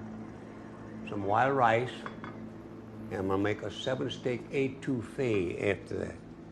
And that 7-steak etouffee, it's so good, I think I'll eat all of it myself. Tell you. Right now I'm gonna cook some wild rice. Most people don't know how to fix my wild rice, and I didn't. It took several experiments for me to realize I cooked it just like the other rice, only a little longer, because it's a little tougher. Got a different flavor, thank goodness. I'm gonna put all this stuff in there too. Got a spoon to stir it around. Now, in this wild rice, I got 2 cups of uncooked wild rice. This makes so. Oh, the recipe says 4 to 6 servings. It'll make more than that, actually. I take 2 teaspoons full of salt. Put that in there. And I'm gonna do this. This is how I measure a teaspoonful, actually. Now that's a teaspoonful. Y'all don't believe it. But I'm gonna get this teaspoon and prove it to you after I pour this next teaspoonful in my hand. Just about a teaspoonful. Come here, spoon. Over the rice, let's be sure we put it in the spoon. You see there? Nothing to it like eating lettuce, see? But I always like to put a little extra. Now, to make it taste more better. Then I'm gonna put some, about a teaspoon, or a quarter of a teaspoonful of cayenne pepper. It is right here. And it's about a quarter of a teaspoonful I'm gonna put in there. It's a quarter, my bad. Quarter teaspoonful of cayenne pepper. 1/2 teaspoon of garlic powder. Hold them up there. 1/2. I use that because I want to be sure I don't miss it. That's a quarter. I don't mind having a little bit too much cayenne pepper, but too much garlic wouldn't be good. It's a 1/2 teaspoonful of garlic powder we're gonna put on that. Maybe a little bit more. Nope. Get over there. Now that's got it. That's a little bit more than a teaspoon, 1/2 teaspoon. Won't hurt. I like garlic. Put that back over here. Onion powder, I got to put that on there. I put about a 1.5 teaspoonful of onion powder. And we'll measure that carefully. That's 1.5 teaspoons. I'll guarantee it right now. A teaspoon of dried mint. Now I use mint. I don't use bay leaf to cook with hardly at all. I have, and I love bay leaf, but I'm gonna put a whole teaspoonful of dried mint in there.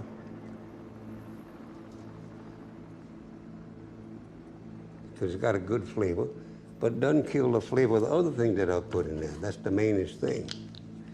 Now, I'm going to stir that up.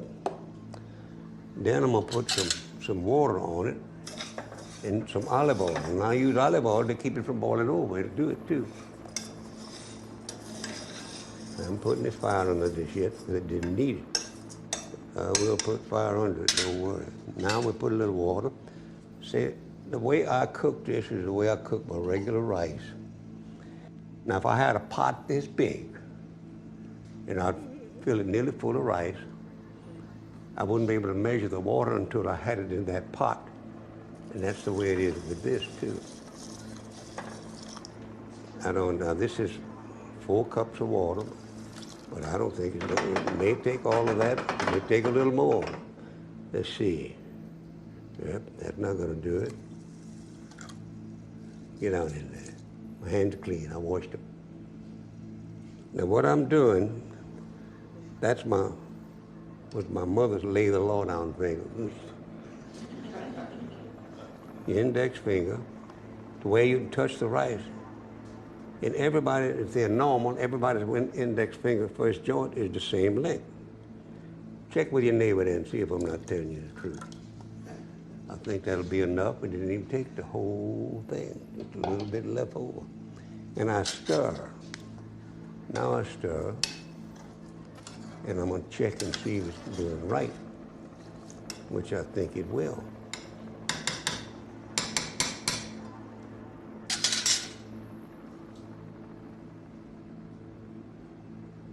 Exactly right.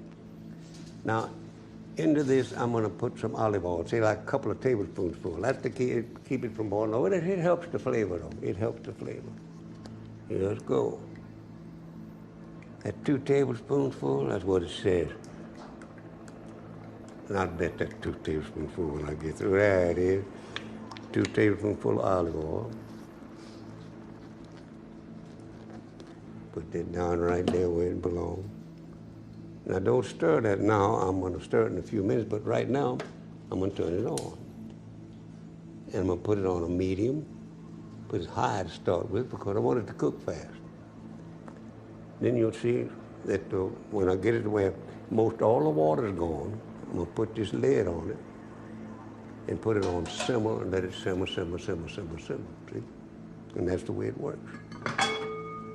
In this pot, I'm gonna make a 7-steak étouffée. Now, étouffée means smothered. When I get all of the stuff in there, all the stuff that has to be, I'll put that lid on it. It's got little rims that way. I can smother it down. Now, into this, I got to move this wildlife recipe. I will look at my recipes because anybody that's a creative cook can't remember the recipes. They got to have them where they see them, you know. And I'm a creative cook and love doing what I do. Now, into this, I'm gonna put 2 tablespoons full of olive oil, maybe a little more, maybe just a little more than 2 tablespoons full. No question about that. But I've got to put the 7 steaks in here. Come on, come on, come on, come on. That's about 2 tablespoons full. No, not nowadays. I guarantee you that. Now, I'm gonna turn the fire on. I got to put the fire on a medium hot heat. Let's go here, fire. That's on medium. I want to get, first you put the 7 steak that we got chopped up a little bit. Then I put all the rest of this stuff in there. And I'm gonna show you all something while I'm thinking about it. While that's hotting up, I've got some shiitake mushrooms that's gonna go in there. And I'm gonna take one of these and take this ulu knife and chop it up. Show you how ulu knife is used and also how easy they are to use. You know, I got to go all the way over here to this little bowl and chop this up. You see, nothing to it.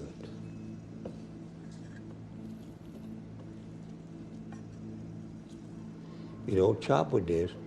I've seen the Indians in Alaska where I got this knife, skin a whole deer, or fillet of fish. You see how easy that works? Nothing to it. And clean it off a little bit and put the hulu knife back. Because it's sharp, I guarantee you that for true. That's for true, it is sharp. Put down in there. Now you're cooking good. Now I can put some of them 7 steak in there and brown them off. And brown them all off. Come on here. Now I'm going. You didn't think I knew that was hot, did you? Sure I did.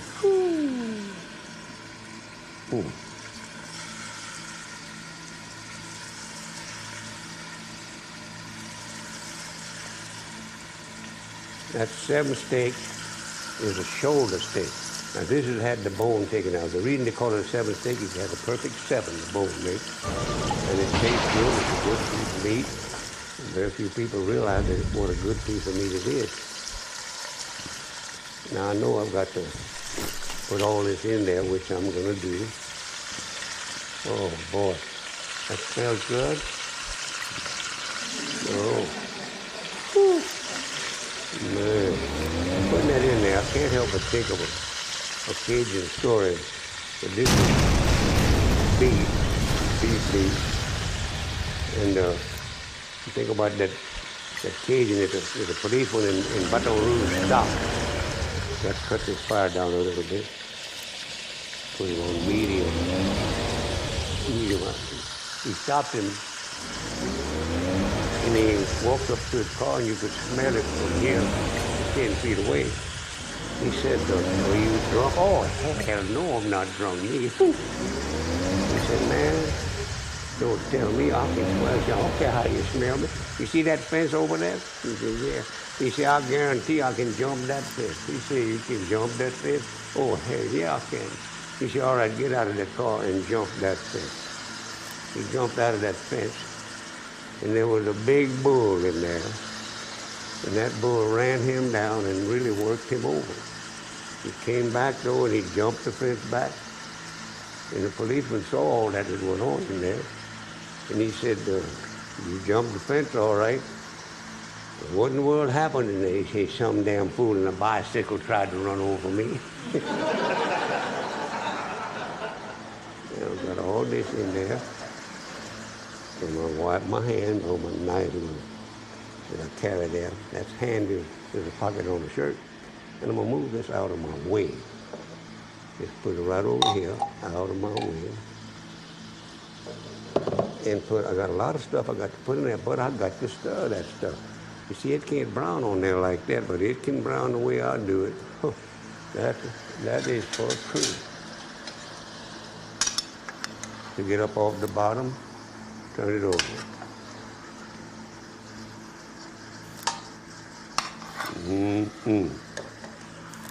And I'll tell you right now, that is good meat. I'm gonna eat some of it. I'll tell you that's for true. Étouffée. I étouffée most everything. I étouffée crab meat, étouffée crawfish, étouffée all kind of stuff, you know, because it's easy to cook. And this is easy cooking. Boil that rice. Got to cut you down a little bit too. Now, that's gonna cook just right. It's gonna get right. You see, I'm gradually browning all that meat. Ha! Didn't think I could do it, but I can. Doesn't have to be cooked because it has to cook, about 3 hours. It got to simmer for about 3 hours. Now into this, I'm gonna put a lot of good things, including shiitake mushrooms, what I just cut up one of them. Show you what it was. And they to me, are the best mushrooms, and I love them.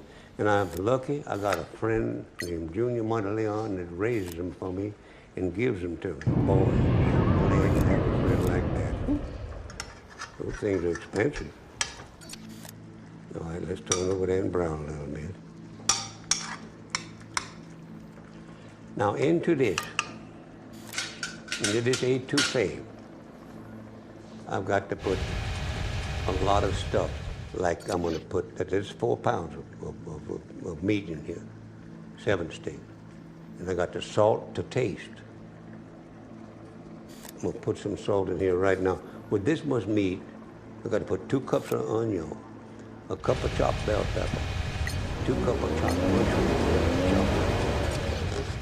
I'm going to put this salt in here, though, and as I put this stuff over there, that's a teaspoon. And that's a teaspoon and a quarter. And this is about another half a teaspoon. And it'll come out all right. Now I'm going to put 2 cups of chopped onion, and I'm going to stir this. Anytime you add anything, you got to stir. You always got to stir anytime you add anything. Any good Cajun cook will take it that. And I'm just telling you the truth, that's all. Now, bell pepper. About a half a cup of bell pepper. That's not a full cup, it's about a half a cup. That's what I'm gonna put in there right now. I've got to get it all. And I did. Mix it around and then stir. Oh, that onion just dropped on the floor. I'm gonna leave it down there though. I'm not gonna put it in here, I'll tell you that. Oh boy. Come on here now, let's get together. Ha. Put that down there. Now I'm gonna put into this 2 cups of shiitake mushrooms that I chopped up myself. I chopped them up. My hands are clean. Washed them yesterday. And I stir some more.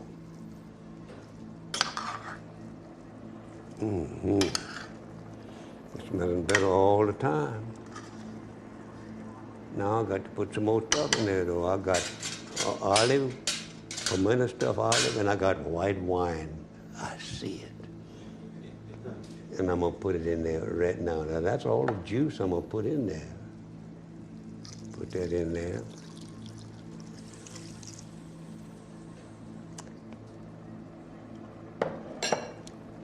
I got some celery powder. Here it is right here. I got to stir.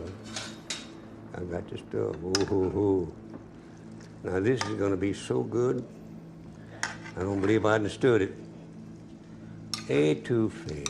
I don't know what Cajun invented that, but he was smart. This is celery powder. We didn't chop any celery and put in there. We used the powder, and it's good. I like to use dried vegetables. I really do. They're good, and they have the same flavor if you do what it says so on the direction, what's written on the box that you get it in. Or if you dry it yourself, you teach yourself when to put the water and all that stuff. Now into this, I got the mushroom, dry white wine. Now, stuffed pimento olive. Oh boy. Let's get the rest of that in there. Got it? And I'm gonna stir.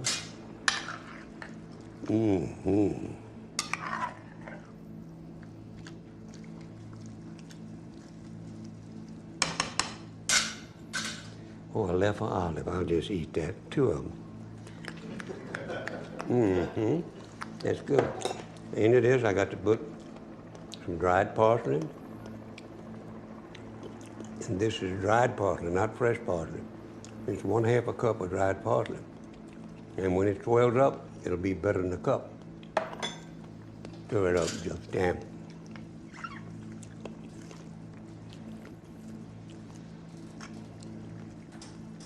That wild rice is acting just about right. Now, I've got here some dried mint. As I say, I cook with it rather than cook with the... Stir it up, get all that water on it. Garlic. Now, this is a tablespoonful of chopped garlic. Get every bit of it in there because garlic's good for you. Tastes good. Caused people to invent twin beds, I admit that, but it's awful good. I love it.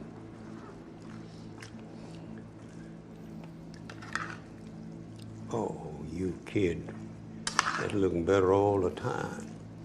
Now I got to put a little steak sauce in that. And a little Louisiana hot sauce. Shake it up. Got it. I got to put a tablespoonful, 2 tablespoonfuls of steak sauce. And I love good steak sauce. And this is good steak sauce. Oh, now just a tablespoonful, Jack. Just a tablespoonful. All right, that's 1 tablespoonful. 2 tablespoonfuls. And a little bit more. That don't hurt a thing. I got to put a little Louisiana hot sauce in that.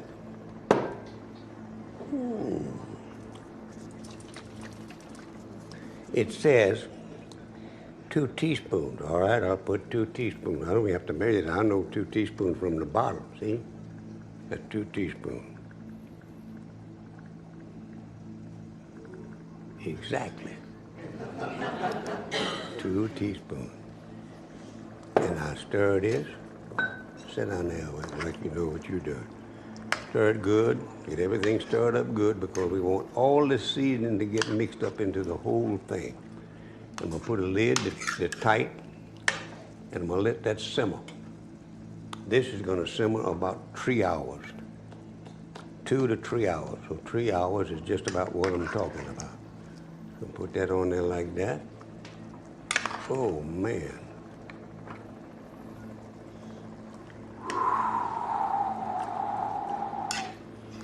That tastes good. It smells. It's going to be awful good. Let me just let y'all smell a little more of that one.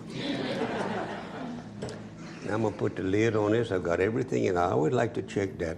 Hot sauce, steak sauce, dried mint, seri powder, dried parsley, chopped garlic, pimento stuffed olive, a cup of dry white wine, 1 cup of bell pepper, 2 cups of mushroom, salt to taste, 2 cups of chopped onion, 4 pounds of meat. Now let's just put this on. And we're going to lower this fire to a simmer, just a gentle little simmer. Where you at there? There you are, right here. And you know, they put it on that simmer, and it'll go good there, I guarantee. Come on down, fire. That's what I like about gas cooking. You can see what you're doing with your heat.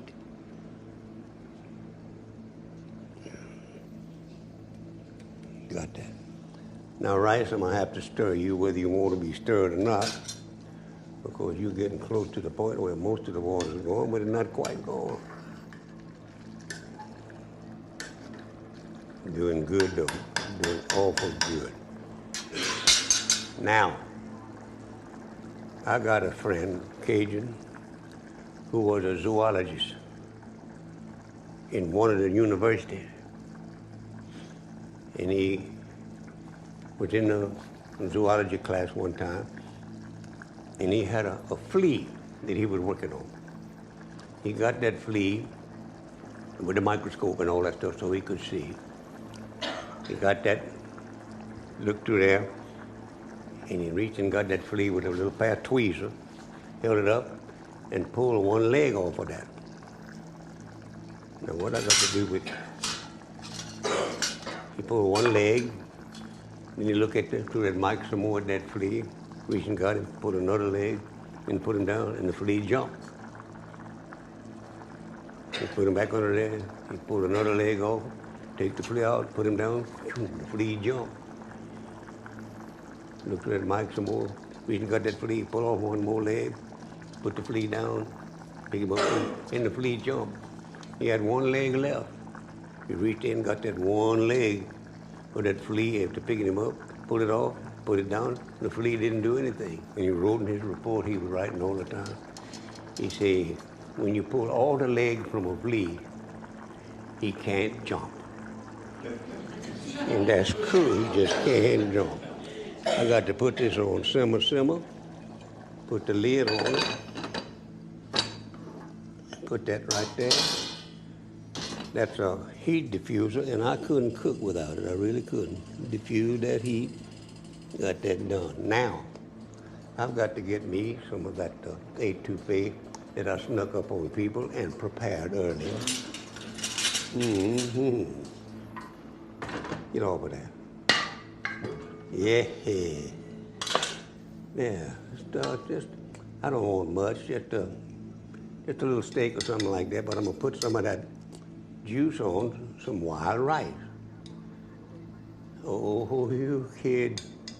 That looks good. That looks good. Get a little wild rice that I had cooked earlier. Put it right here. Mm-hmm. Put that lid back on there. Go sit myself down. Pour myself a little wine and show you exactly how this tastes. And I want you to know I guarantee it's got to be good. I got a little juice right here. Mm-hmm. Mm-hmm. Let me get a piece of that etouffee meat. Mm-hmm. Mm-hmm. There it goes.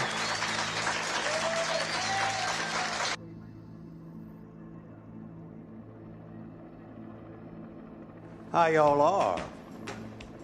I'm glad for you to see me, I guarantee. I'm gonna taste this jambalaya first. Let's just go ahead on and cook. Get the part of the chicken that I like. Turtle stew, come here, boy. You know that looks good? This is going to be good, I guarantee. Talk to it like it knows what I'm talking about. I like it. It's good. I believe in easy cooking. Believe me, I do.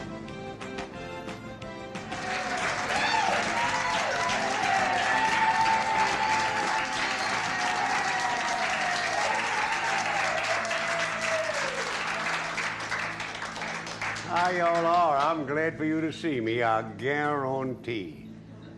And I've got some goodies for you here. I really do have. I'm gonna cook some eggs, and I'll talk about that when I get to doing it. But right now, I want to start another dish. Right in there, I've got water. 16 cups of water in there. That's what's in there. I'm gonna put some cabbage. This makes about 8 to 10 servings, depending on who's hungry. That's what we got. And then I'm gonna put 2 cups of Brussels, we all call it Brussels sprout, and 4 cups of 1-inch pieces of peeled sweet potatoes. I love sweet potatoes. And 12 cups of 1-inch cubes of cabbage. See that core there, but I scratched through that. I like that core too. Shucks, that's good. 1.5 cups of dry white wine, right there. Salt and cayenne pepper to taste. I taste. Hope you all like it. And I put everything in there, but first of all, I'm gonna turn the fire on. That's the best thing to do, I think, if I remember which one. I did remember which one. I can't get over that. Put that on medium and get that water to hotten up. And into that, I'm gonna put the cabbage. My hands are clean. I washed them yesterday. Might just well get this started. I have a friend that doesn't like cabbage, but he loves Brussels sprout. And he's the one that furnishes my beautiful shiitake mushrooms that I love to cook with, because they have such a wonderful, distinct flavor, and you don't recognize what it is unless you know what you're eating. I was on a TV show years ago in California, and I got an omelet with shiitake mushrooms in it. And what that show, when they had all these people on, and I cooked every show. You do all of them in one day, 5 different shows. And this smart aleck MC said to me, "Do you know what shiitake is?" I said, "Yes, sir. It's a wonderful mushroom." He got so mad, he didn't think I knew it from the country. Getting this in there, and I'm gonna stir it.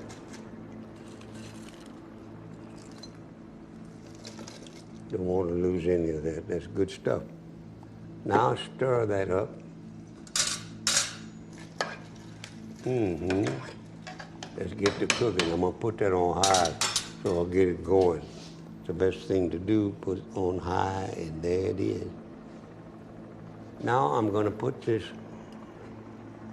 I could eat that just like it is. I like them raw, baked, boiled, any way you want to cook them. I like them in cabbage. They make cabbage taste good. The people who don't like cabbage, they eat it anyhow. The sweet potatoes make them taste good. Put that in there like that. And I'm gonna stir it as soon as I get it all in there. Let's go, girls and boys.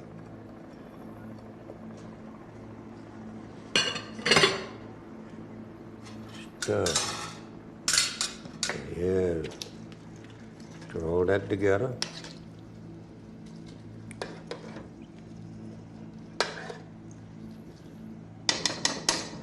Now the Brussels sprout, they got to go in there. Ain't nothing wrong with a little bit of cabbage that didn't grow up. That's all it is.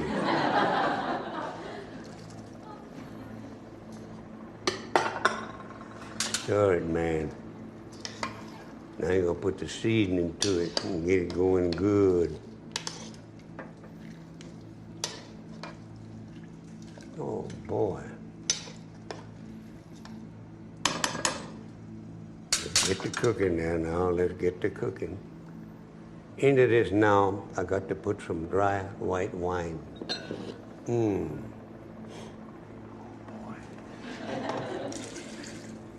Cup and a half. And 16 cups of water. That's a good ratio if I ever saw it. Salt. Believe it or not, look at that red pepper trying to get on me, and it'll make me sneeze. Salt. Let's see, I got quite a few cabbage, and I got some Brussels sprout. There's no meat in this, you know. This is a vegetarian, and that's a teaspoonful of salt, whether you know it or not. And people don't believe me, so I'll just measure this in a spoon to show you I know what I'm talking about. There's a spoon, teaspoon that is, and I bet that's a teaspoon. It sure is. I put 2 in there, now I'm gonna put 3. It wasn't quite a teaspoon, so it went all right just like that. Now, I got to stir. And I got to put cayenne pepper in there to taste my taste.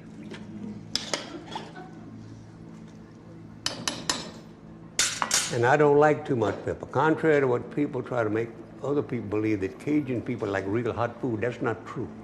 They like food that is really well seasoned, and that's all. You don't want it too hot, you don't want it too cold. Now, I could put all of this in there. Some people would eat it. I couldn't. I don't want to try. Here we go. 1, 2, 3, 4, 5. Yep.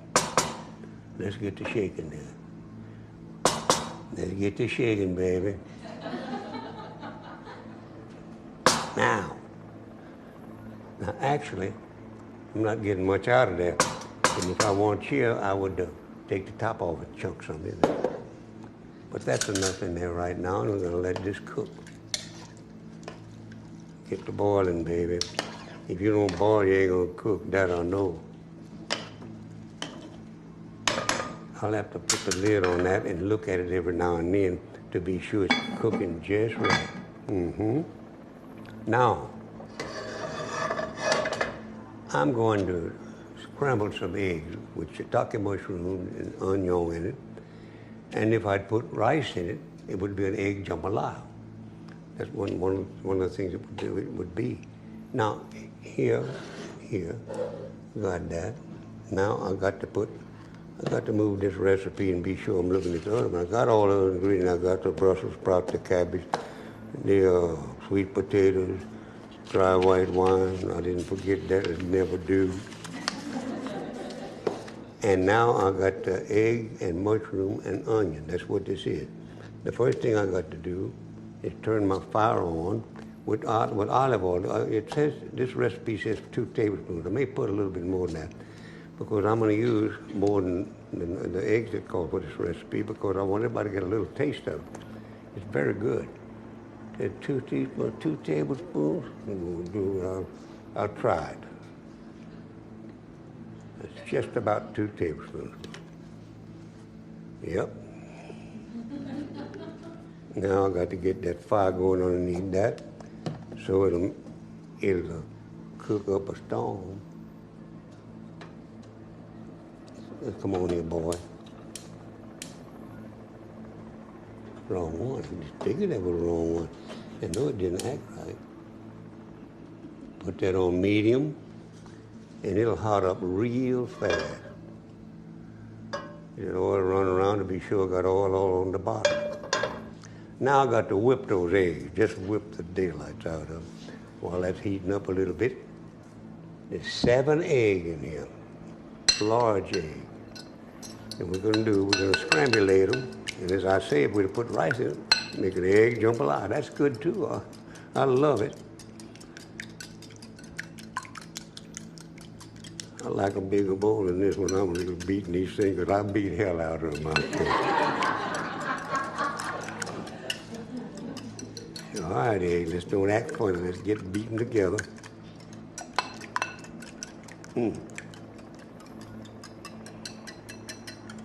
It says salt and garlic powder. And I'm going to put that garlic powder in here. Just a little, not much. Yeah, like let's see. I don't think I'll put much garlic powder in here. Just a half a teaspoon.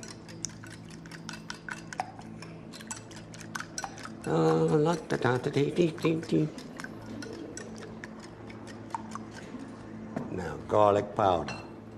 You stay right there. I don't want you to come falling out of there like that.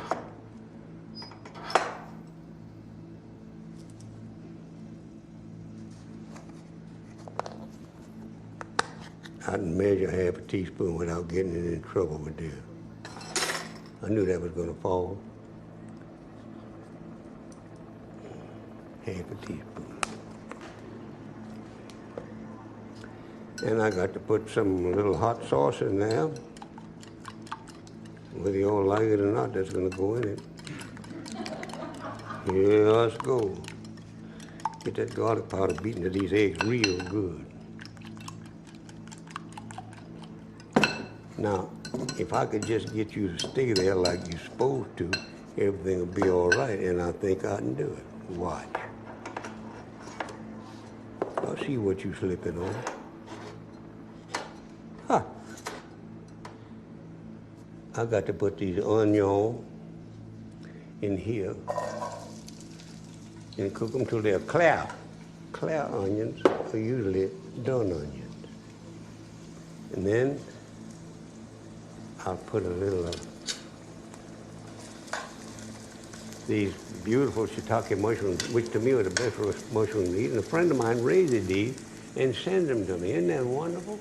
There you are right now. They're expensive. A lot of stores may not have them, but a great many stores do have. They got to cook. They've got to cook a little while. When I'm cooking these, I can't help but think about a little story I want to tell you about a little boy, Cajun boy, nice family, good church members, went to church every Sunday and all that. But when he was just a little fella, I guess about 6 or 5 years old, they'd take him out to dinner every now and then, but they never would let him order. We went out one night, and he said, "Papa, please let me order, please let me order." Well, he said, "Son, you've been so good, we're going to let you order." He said, "Go ahead and order." The wait said, "What do you want, little mister?" He said, "I want some eggs." "How would you like your eggs?" He said, "On the rock."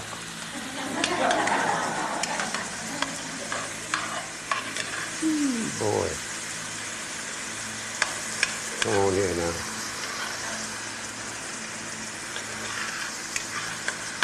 I love to cook. I love to eat. And I bet I've lost 185,000 pounds in my lifetime, too. And now I'm keeping my weight right pretty good. It varies 5 pounds in a day every now and then. And I'm glad it does that. And I'm going to lower this fire when I get the onion on the way to cloud. Because when I put the egg on that, I don't want them to cook too fast, but I want them to cook good. I love scrambled eggs. There ain't two ways about that. Love it. I love eggs anyway, hard boiled. One day I cooked eggs 39 different ways in little muffin tins. Had little gin in one, some wine in one, some creme de menthe in one. Oh, they tasted good too. Brandy in one. Come on now, mushrooms, and cook good. You're doing good. Yes, sir. Now I'm going to lower that fire a little bit because I think it's a little, yeah. That smells good. Oh, yeah. Come on, onion, cook a little bit better than that. You can do better than that cooking, I know. I can tell. You know, when I was about 8 years old, my mama, bless her wonderful heart, and God rest her soul, taught me to cook. We lived on a farm, and one day Mama said to Papa, said, Harry, I need someone to help me in the kitchen. I said, Mama, I'll help. I hated working in that field, ain't using mine. She said, all right, come on in there, and you can help me. And without realizing it, I was getting an education without worrying about being educated, you know. She was the most creative cook I've ever known. And I inherited her creativity. I'm very proud of her. And Papa said, I want you to work in the field. I said, can't you see I'm helping Mama? Huh? He said, what you doing? I said, whatever she tells me to do, I do. And I did, see. But that's how all my cooking started. And I'm so glad it started like that. I didn't have to go to school for it. I had the greatest teacher in the world and didn't know I was going to school. Still hate school. So now when these onions are just about clear, and I'm fixing to scramble some eggs, and I'm going to eat some of them too, I want you to know. You know, get that lady told me, don't beat those pots. I said, I got to, lady. And I do. Now, come here, eggs. Let's you and I get with the program. Oh, let's see, I got to put salt in the egg. That's what I got to do. Just a little salt. I didn't put it in there, I know that. Got to put a little, let me move it over there like salt. This thing don't say salt. Yeah, do salt to taste. Here I go. That's 7 eggs. That'll take 3/4 of a teaspoonful of salt. And maybe a little more. Just a little more, not much, no. Put that over there out of the way. And put that salt in there good. And I like a little Louisiana hot sauce in mine. And I happen to have some handy right here. And if I can get this damn whisk to hold still, I'm gonna put some in there. Hold it there. Well, don't. I'll put you over here. You won't hold still anywhere, you know it.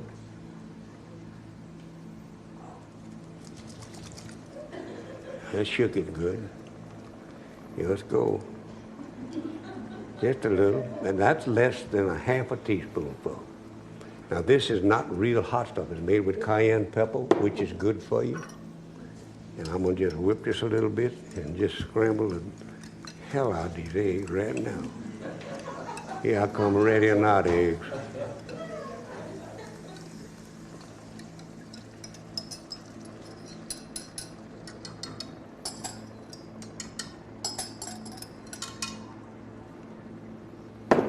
Now go any way you want to. Here I go. It's gonna be good. Bet your last dollar on that. It's gonna be real good, in fact, and I'm gonna eat some of this too.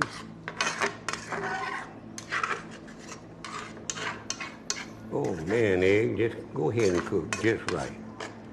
It's on a low fire.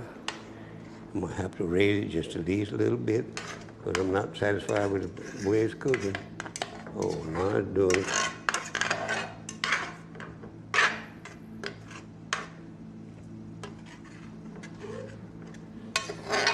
Cook up there. You know, I love chicken, and I love eggs. I love food. No question about that, man. Do I love food? Oh, I'll tell you one thing. Come on, egg, you're doing pretty good. Let's get to going. Get to get fried. I like my egg. I don't like my scrambled eggs runny, you know. I like them kind of firm, which these will be. Small spatula is good.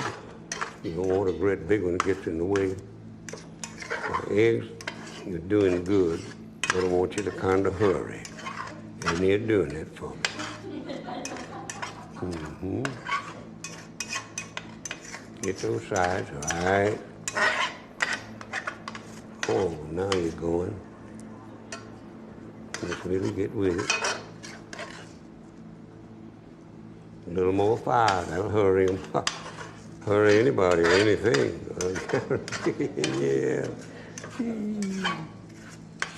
I got to watch these eggs. I don't want them to burn on my nose. Have to start all over. That would be bad, yeah, like making a roux. You burn your roux, you start all over. Now you're going in.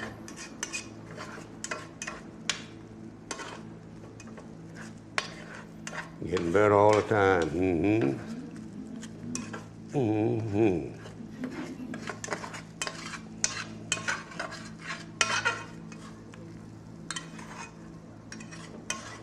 Getting off the bottom there because the bottom cooks quicker than the top. That I know. Anybody knows that, I think.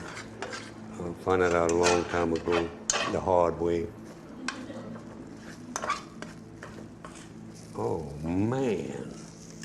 That smells good, too. All right, egg. I'm getting nearly to the point where I'm going to turn the fire off. Nearly to the point. And I'm going to sit down and eat some eggs and some cabbage with sweet tater in them. You doggone right. Now that's cooked enough. I'll put you on this platter like I'm supposed to, eggs. If you'll cooperate with me, and I guess you will.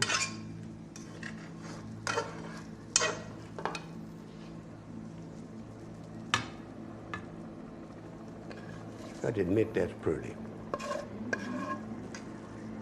Mushroom, shiitake mushroom, onion. I love onion too. I make onion sandwich every now and then. And I know I'm not going anywhere and won't have to breathe on anybody. I sure do. Come out of there. Come out of there. Come on. Now I'm just gonna take me a little bit of that for me. Mm-hmm. Just a little egg. I like egg, like I told you. I don't want to take that much, though. Just want to take a little. Like that much. Maybe I might just well take what I have. It looks good. Mm-hmm. Now I'm going to get me some cabbage that I cooked earlier to be sure I had it here now.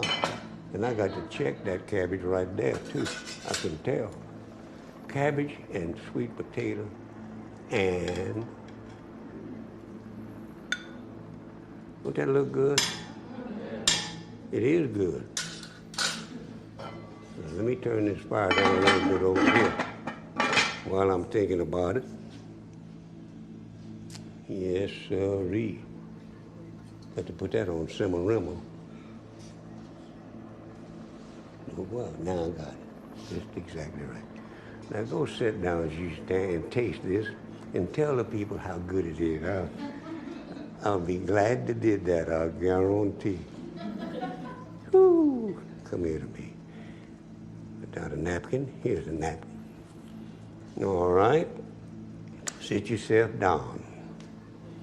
Pour yourself just a little bit of wine. Now, red wine goes with anything. That's part chicken, is egg, but I like red wine. I like a Merlot or a Pinot Noir. That sounds like I know a lot about wine. I just know the wine I like, that's all. And this is a Merlot right here.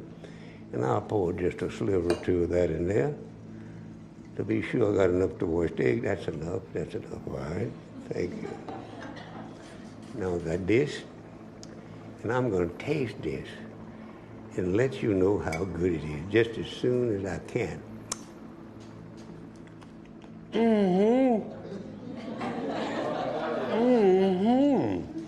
I guarantee that's good. Oh boy. Do I guarantee it? Come here, get a little closer. Got my napkin on.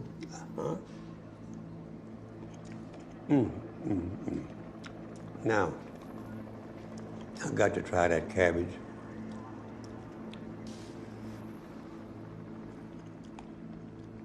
Now that is delicious cabbage with sweet potato in it. I'll tell you for truth. Let me taste the sweet potato to see how it does. And that is good. It's got a little cabbage flavor, a little Brussels sprout flavor. But I'm gonna have to go back to the egg and see how they doing.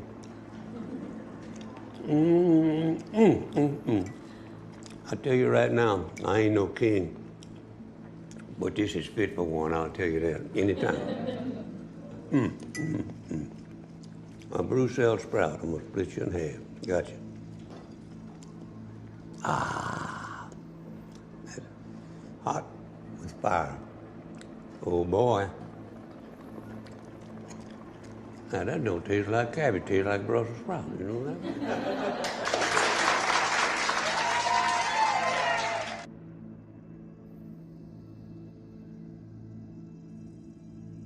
How y'all are? I'm glad for you to see me, I guarantee. I'm gonna taste this jambalaya first. Let's just go ahead on and cook. Get the part of the chicken that I like. Turtle stew, come here, boy. You know that looks good? This is going to be good, I guarantee. I talk to it like it knows what I'm talking about. I like it. It's good. I believe in easy cooking. Believe me, I do.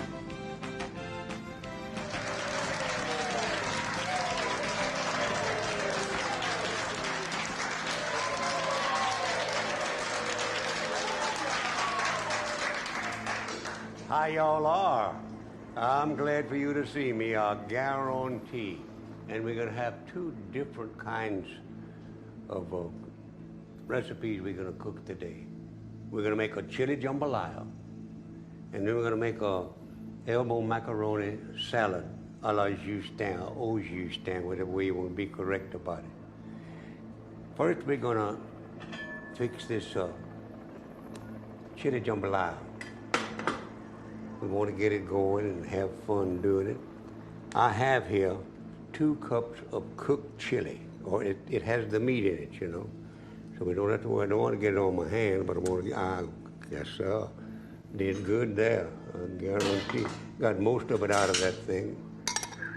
Gonna get it all through, because we need every bit of this to make this come out right. Easy cooking, though, I tell you that for truth. Now, hold still. Now I'm gonna put 3 cups of uncooked rice. That's 2 cups of cooked chili that I put in there. Put that in there. Now I'm gonna stir that up real good. I haven't got a fire under this yet, but I'm gonna put one on it shortly after I get it mixed up a little bit better than it is. So it's not mixed up enough right now, not at all, in fact. Okay. Now into this right now, I'm gonna put a cup of mild picante sauce. And that's all the seasoning you're gonna need. Give me a bit of it if we can. Got all that, I can get out of that. Stir it in there. Stir it good. I love to stir. When you add something, you got to stir. That's just a simple little thing about easy cooking. Cajun cooking is easy cooking. we cook anything, but we make it an easy job, so it's not really hard to do. And anybody can cook if they try. Look at me, I'm trying cooking too. Huh. Now, into this, I'm going to put, it says a cup of water, but I may put a little more than that in there. Got to put salt in it. Now, put a cup in that, and I'm going to stir it, see how much I have in there, because I don't want it sticking, no. Ooh, that smells good and hadn't even started the fire. That's something. I'm going to put a little more water in there than I have. I'm going to put this in there. Not all of it. Here I am.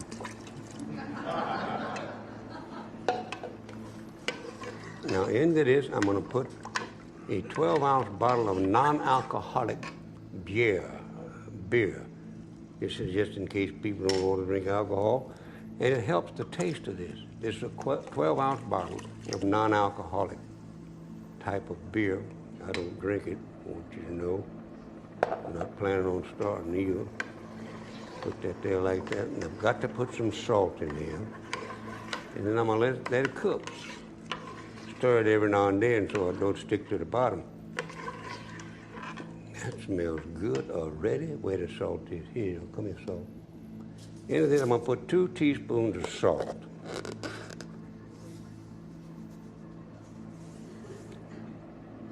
That's a little over a teaspoon. Now I'm gonna put a teaspoon and measure it in my hand and show you that I know what I'm doing about this. That's a teaspoonful of salt. Come here, you.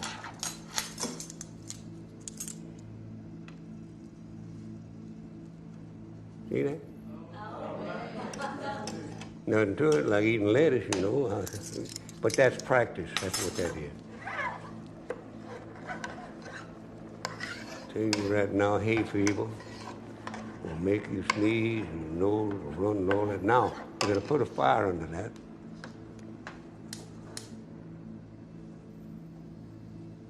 Fire's under it. We're going to put that on a medium low and bring it to a boil and let it cook like that. Now, I want to tell you all a story that actually happened down in Thibodaux, Louisiana, many years ago. There was a lady who was happily married, and her husband passed away and left her a widow people lady. And she didn't know what to do with herself. She cried and all that stuff. Somebody said, you should get you a pet. I don't have any pets. I don't want to. Oh, yeah, you'll get you a cat, and you'll love that cat, and that cat will love you. And you got something to look forward to, taking care of your pet. He said, all right, I'll get me a pet. So she got her beautiful cat, one of them, who had long fur Persian cat or something like that. I don't know what they are, I don't know much about cats. But she took care of that cat and enjoyed doing it. And she overfed the cat, and the damn cat died. She said, I'm in a terrible fix. I'll tell you the truth, a terrible fix. But I can weather this. I've weathered other things, and I can weather this too. But I'm going to go. And she went to the Catholic Church and said, we would like for you to bury my cat. The priest said, lady, we don't bury cats. We bury just people. That's all we bury.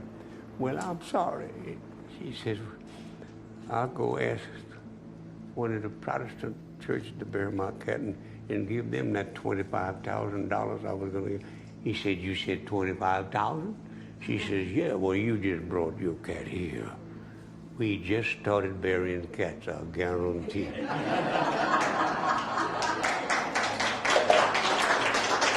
And right now, I'm going to start putting something together. This is boiled macaroni that I boiled this morning, elbow macaroni. And into this clean, is that clean? Yes, it is. And I'm going to put this in there, all of it. Get in there, get in there, get in there. My hands are clean, just washed them yesterday. And I'm gonna stir that with this spoon got a hole in it. Get it around where we can really get with it, which we can do. Come up on the stove out of there. Now, going. Come on, break loose. I know you're done because I ate part of it. Yes, sir. Now into this, we got various things we're gonna put in there. Got a list of them, in fact. And I like to read my recipe to the people because I think they want to learn. Put that there. Put this in here. Give me a little more room. Yeah, that's what I need is room. I've got a pound of elbow macaroni cooked just like they said on the back of the package. That's what it says to do. I got a cup of nice onion. This is a cup of nice onion. I'm gonna put this in there and stir it just a little bit. We can do that now. You've got to mix this stuff as you go along. If you don't, you'll have all of the good stuff in one spot and the bad spot in another spot. That's it.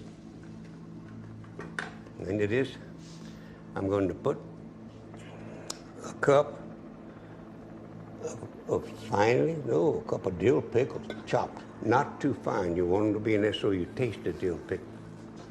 Put them dill pickles in there. Come on out of there now. I need every one of you.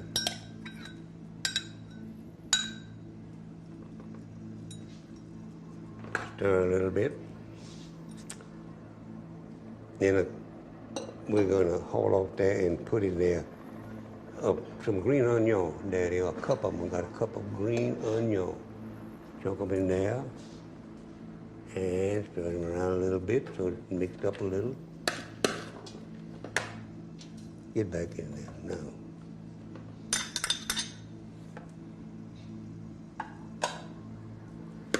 Stir it. Yeah. Now into this, we're going to haul off and put a cup of finely chopped celery. I like celery, but I don't cook with much. Put that in there. Stir it around a little bit so it'll mix easier. Then we're going to put some finely chopped parsley, stems and all, stems and the leaves. Put it in there like that. Got it all. Stir that in there something right. That looks good. Yeah. Oh man, I love this kind of salad. I really do because it tastes good. When it tastes good, that's the mainest thing.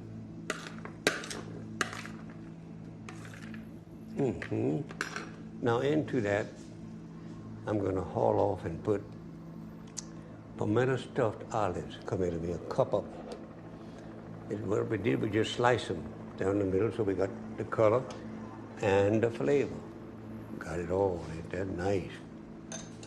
Don't you fall out of there. Now that's about most we're going to put in there. Oh, I got some hard-boiled eggs that's been chopped.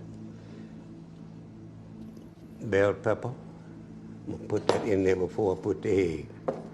And stir that in with them olives, pimento stuffed olives. I see you in there. Fresh bell pepper chopped. Just like this, and like this.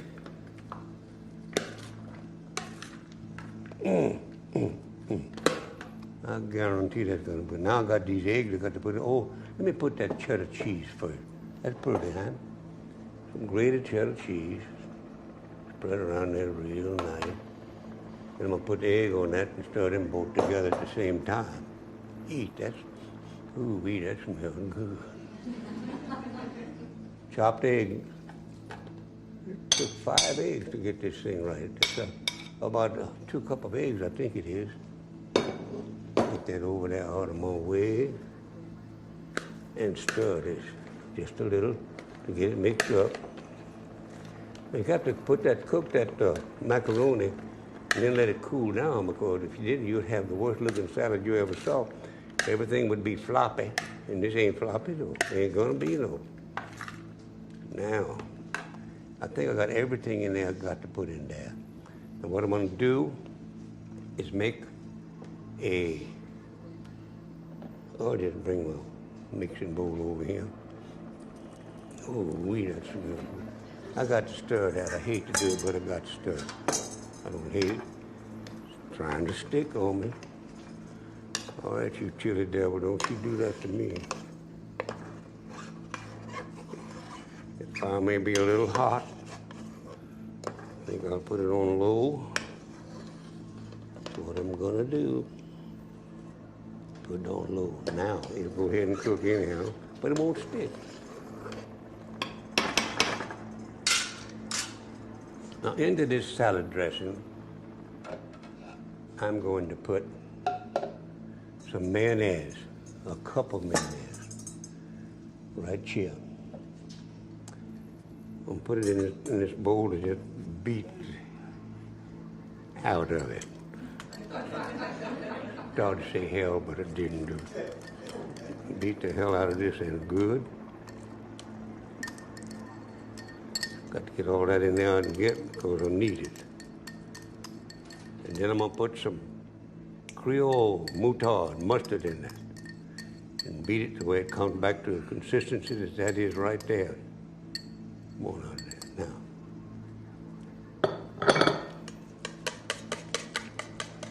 I got to put that, and I've got 1/4 cup of Creole mustard, and it goes awfully good in this salad dressing. Makes it look good too. Got specks in it, make you think you got more than you got. Oh boy.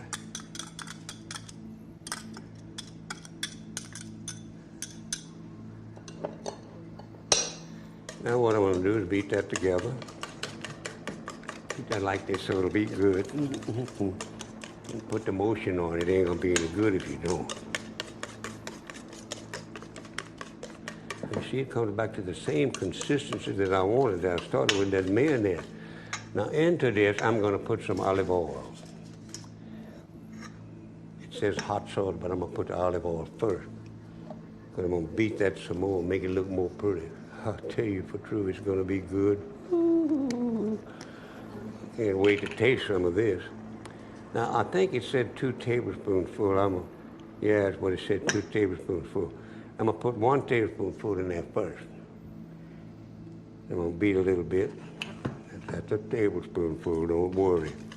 I can tell by weight, if for nothing else. That tablespoonful of good olive oil. It's going to look better already just with an addition of 1 tablespoonful of olive oil.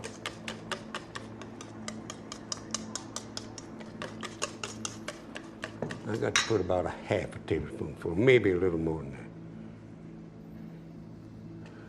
that. And put the lid on this, because that's all I'm going to use is that. And put a little Louisiana hot sauce in there.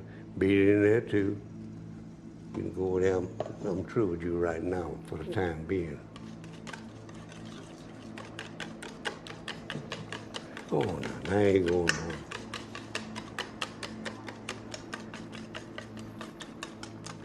Now, into this, we'll put a little Louisiana hot sauce. Now see, the recipe called for a 2 teaspoonfuls.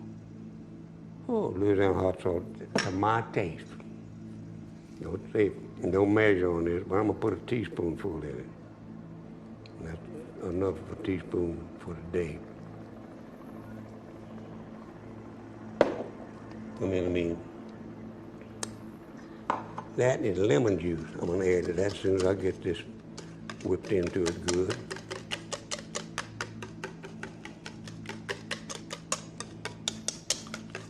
You got to watch this because I'd have it on the floor if I didn't.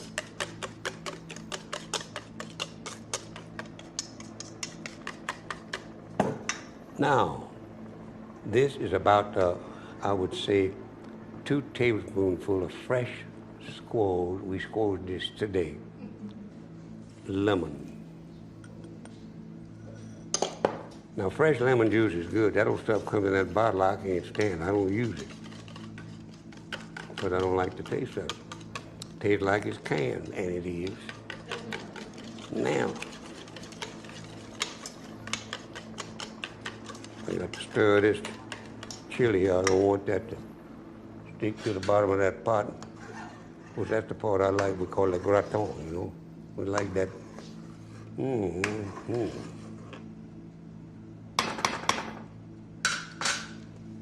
Okay, now you got to go over here on that.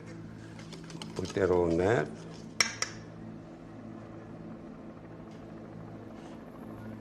I don't need it. I'm going to move you out of the way. I'm going to taste this or no, but not yet.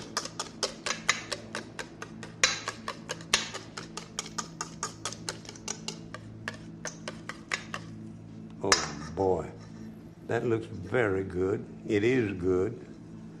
But before I put that on there, I think I'm going to put some a heat diffuser under this.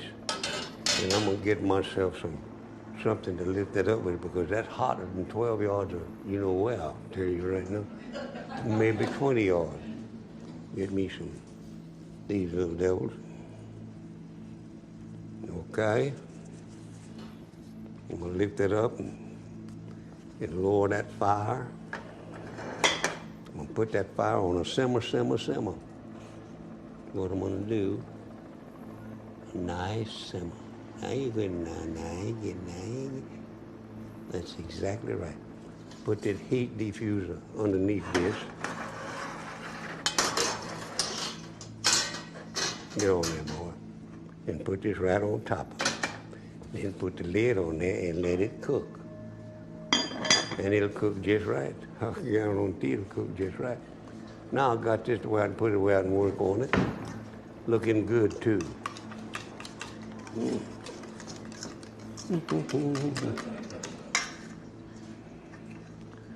Let me mix that just a least bit more. Get it here closer to my tummy.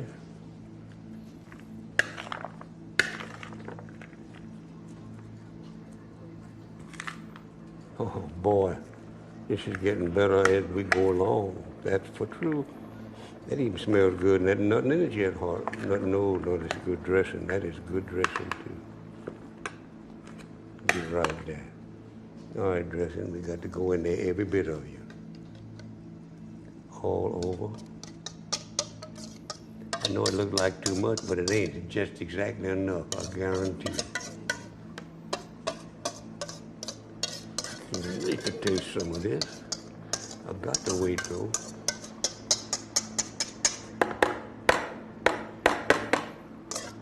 You're not doing much good, so I got me a little spatula here that'll get this a lot better than you get it. So let's get it out of there. Oh, yeah. Now we're going.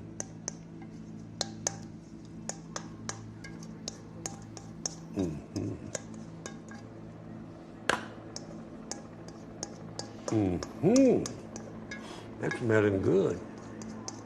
It is good too. I guarantee it's good. You know, years ago they were having a trial in Tangipahoa Parish, I think it was, and there was a Cajun there that they were trying, and the judge asked the man they were trying. He looked nervous and all that stuff. They wanted to make him feel at home. And they always do this if you want to challenge the jury, just go ahead and challenge the jury. He said to the defendant, do you wish to challenge the jury, huh? The defendant says, yes, sir. Well, go ahead and challenge it. Pick out one and challenge it. He said, I'll take on that little bitty fella sitting on the end over there. Judge said, well, you don't challenge the jury. He thought he was going to have to go out there and whip him, you know. I don't know just how he felt. Now we're going to mix this real good. Oh, boy. And I'm going to eat a bunch of it, I hope. Aye. Now, you thought that was too much stuff I had. Now, I know you did. But I'm not about to put too much. I'm going to put just enough to make it workable, make it taste good. You're not putting any salt in this. It didn't call for salt. Let me look at that recipe. I salted that stuff. Salt to taste. I knew it was supposed to have salt in there. See there? Had that hit at the bottom of the page. Just tried to get by with it. So what I'm going to do, I'm going to put a teaspoonful of salt in it. And they've got a lot of vegetables in there. I'm going to put another half a teaspoonful. You think they'll have? I'd bet money on it. half a teaspoonful. Get it off. Now we'll mix it some more. So again, oh, you kid.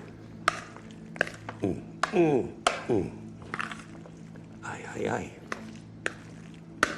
Don't that look good? Now tell the truth, don't that look good? It is good. Look, it tastes better than it looks, I'll tell you the truth. I had a man tell me today, he says, I never do eat pasta. I said, you're going to eat some today, I can tell you that. And I don't want you eating it all after you taste that either. You know? So what I'm going to do is I'm going to sit down over there and taste a little bit. Oh man, that smells good too, you know. Got you. You mix pretty good. May mix you a little more, a little less. Now, let me sit down here. Pull my chair up a little bit. Yes, sir. Put my napkin in my lap like a little man.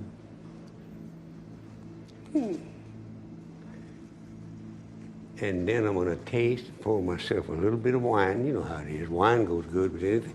Now, red wine will go good with this. Goes good with any kind of jambalaya. Spread out there, sir. And now here's some of that salad. I made that earlier, so I'd be sure I had some. Put that there like that. Pour the wine, Justin. Yes, sir-ree. Just a sip. That looked like about a sip. Pretty good sip. And you taste everything. Now, you're supposed to eat your salad first, I think, but I'm going to taste this jambalaya first because it looks so good. Quit spilling. I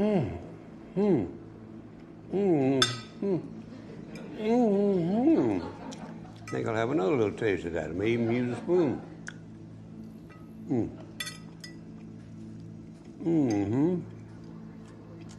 Now some salad.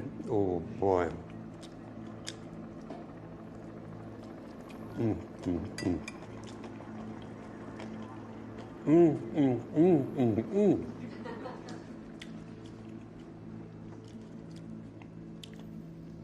A little sip of wine.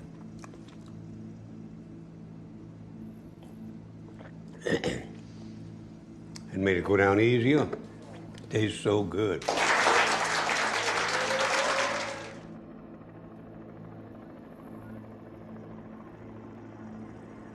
How y'all are?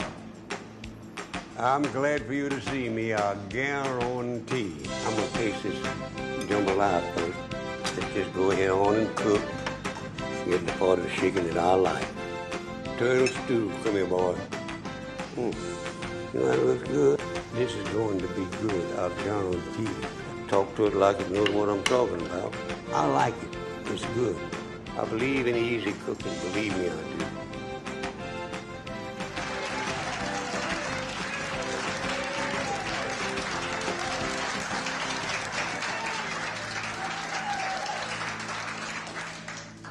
How y'all are? I'm glad for you to see me, I guarantee.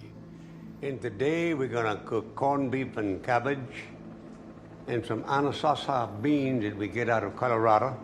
And they're very good, and I've got to turn the fire on under this juice we got to put on it. I think that's the one. Yeah. Turn it on a medium so it'll get the hot.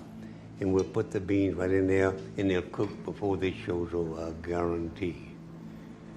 First of all, we're gonna cook cabbage. I love cabbage. I love corned beef. I love food. There ain't no two ways about that.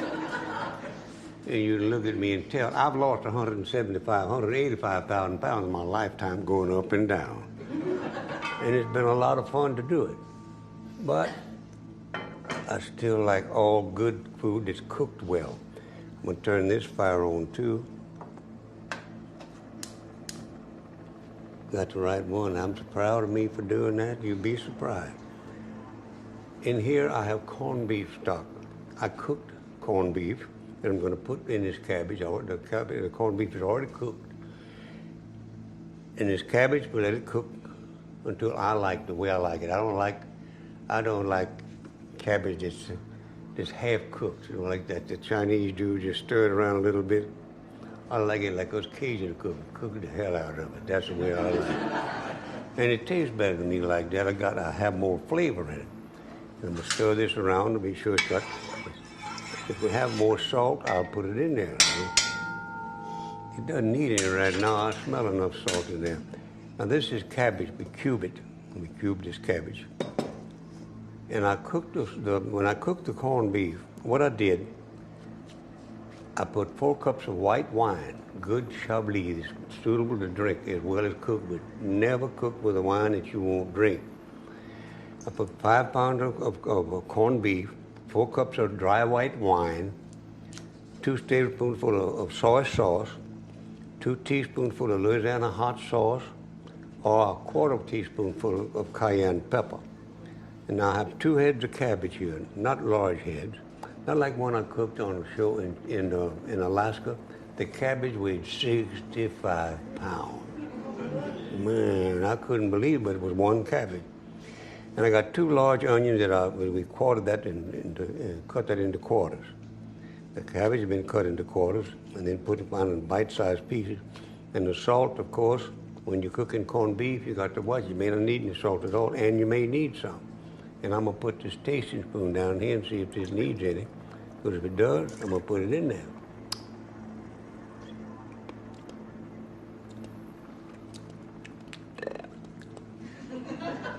I think a teaspoonful of salt wouldn't hurt at all because I got a lot of cabbage there. And I think I'd measure a teaspoon in my hand like my mother showed me how to do when I was 8 years old. And that's a teaspoonful of salt. Let me get 2 more grains. And I got it. Put that teaspoonful of salt in there to be sure I got just enough salt. Look at that. Now, how do I do that? Practice. That's just practice, that's all. And you can do it, anybody can. You just got to have confidence in yourself. I'm going to put this cabbage in there because the water's getting warm. My hands are clean. I washed them yesterday. I'll dump that in there when I get enough to where it won't splash. I love cabbage. I eat it raw, eat it cooked, and I will eat it half cooked if somebody didn't know to cook it enough. And I love corned beef. I love corned beef sandwiches. I love corned beef just by itself in cabbage or cooked with beans. Anything I have to cook it in, I love it. And corned beef's good for you, they tell me. I found that out after I've been eating it all my life. I believe them. I swear I do.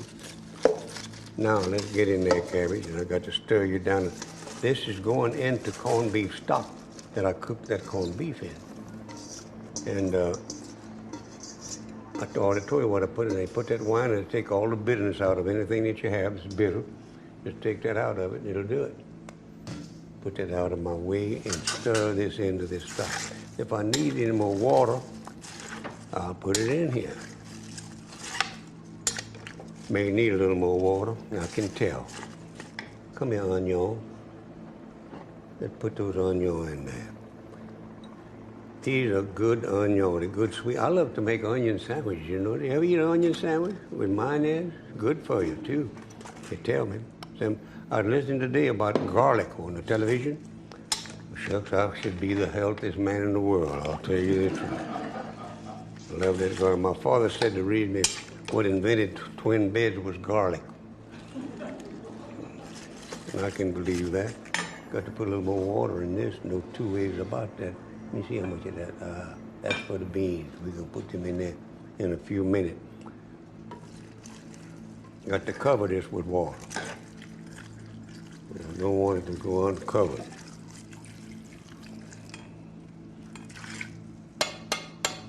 Exactly right. Let me get one of these pot holders there in case I want to hold that old pot still while I stir. These are sure handy little deal. They'll keep you from burning yourself, and I don't like to burn myself any. I'm going to put that corned beef in there in a little bit, but not quite yet. I got to get this all down in here like it's supposed to be, stir it up. Get some of the onion on the bottom, in the middle, and leave some on the top. I love boiled onions. I really do. And boiled onion, whew. Now that's healthy food. And I'm a healthy man, thank goodness. Little piece of cabbage there. Raw, I love it. All right, cabbage, let's get to cooking.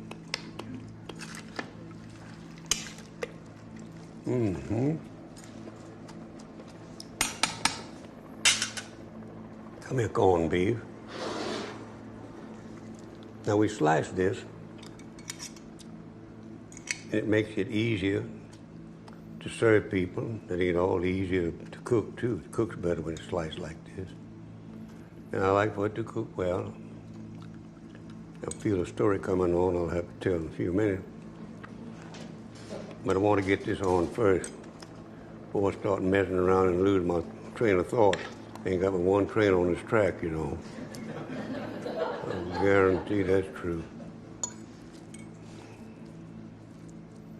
Now, you know, I got to stir y'all down in there, don't you? Yeah, let's go ahead.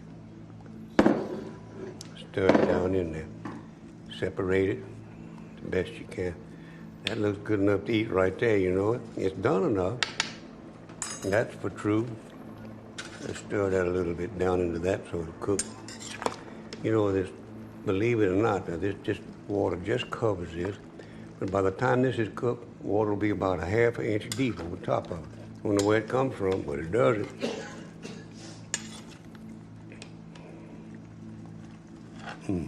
Now, we're getting right. Now I want y'all to cook real nice. And I'm gonna just put that out where you can smell it. I'm gonna put the lid on that. Excuse me. I got to watch that every now and then because I don't want it to boil over. Now here are those Anastasia beans. We get those out of California. I just barely soak those in water for just a little bit because they cook real fast. But I said I felt a story coming on, and I do. Now in these beans, I'm not going to put a thing in this world except maybe a little of salt because they're going into corned beef stock is what they're going into. In the beans, I put other things into it. This corned beef stock is what we did. We took a 5 pound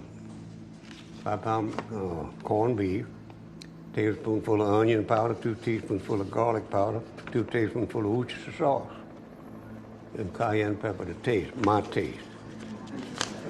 I don't like food that's too hot, though, no. Put that over there out of my way. This corned beef stock we got right here. And I got some beans. I put the wrong one over there. But what I got to do is put some little stuff in that corned beef stock I got cooking in there. Getting hot, nice and hot. Now, what I'm going to put in that corned beef stock is a little, corned beef stock. Tablespoonful of onion powder. There it is, a nice tablespoonful, you watch.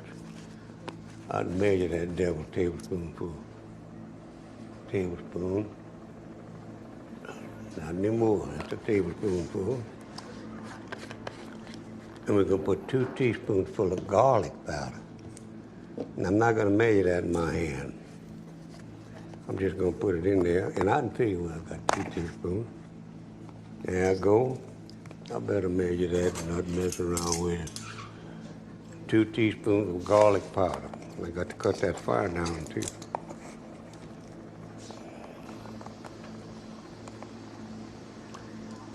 One teaspoon.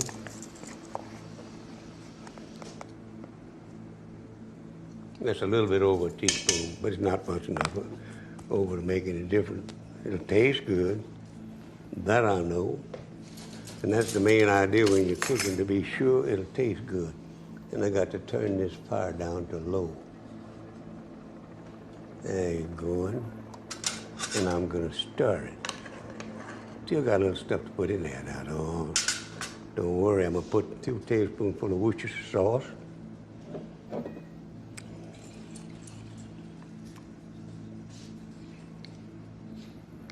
Two tablespoons. That's right. 2 tablespoons. Yeah, just put that little bit in, no extra. That's 2 tablespoonfuls. And some cayenne pepper to taste. Now I'm going to use Louisiana hot sauce made from cayenne pepper, and it's not too hot. It's very, very good. It really is. And I can't go that real hot sauce. I like the flavor. How much? It says to my taste, to my taste. That'll be just about right. That's a teaspoonful. About all it is. Now I've got these beans. I think I'd tell that story first. I knew an old man in Lafayette had a big bakery over there in Lafayette. And they had Bustani built a store right across the road from him in Lafayette. The road was a straight road in Lafayette, it's hard to find. And his name was U-Vol. And Mr. U-Vol owned a bakery, and a very fine Cajun gentleman.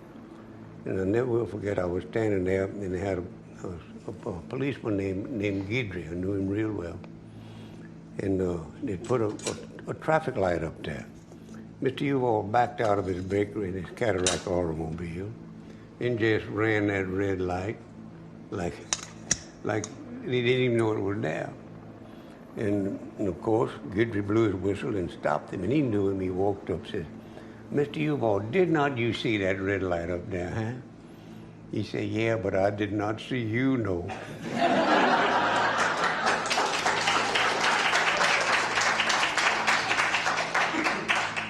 Now this is 2 cups of these wonderful beans, Anastasio beans, and you see how they got color?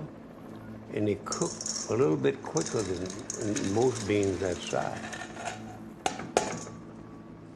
Get in there, boy, don't be messing around. 2 of them trying to dodge the draft. Got 'em. And we stir them. Now that I put them in there, I got to bring them to a boil again, because I want them to boil real good and cook quick. I'll check that for salt later. I will most probably have to put a little salt in those beans. You know how beans are. You got to wait till they get most done before you put the salt in there. Now, cabbage. Let's do some cooking. Turn that fire up a little bit too. Let's get with it here now. Yep. That's as high as I want it, though. That's good enough. Taste this for salt now, but I'm not going to put it in right now. This is my tasting spoon. I used that already. Can't use it again. That's bad. Huh. I'm going to go ahead and do it in there.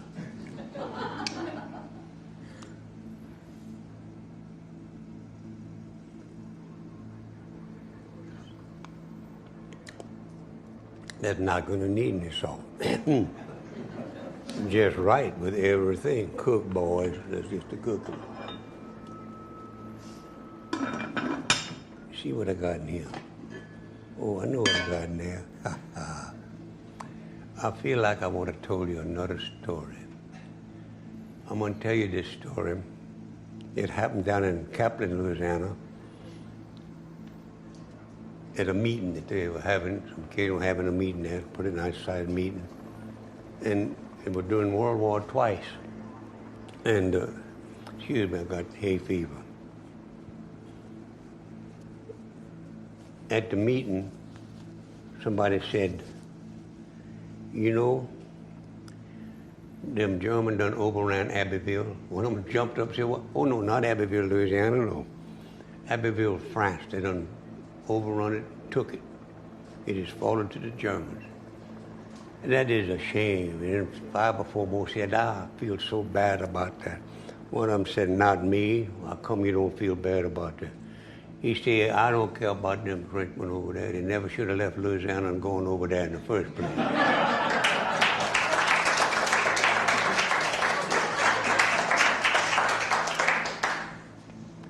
Now, beans are cooking. I'm fixing to go sit down and eat very shortly too, I hope. And I've got one story I want to tell you.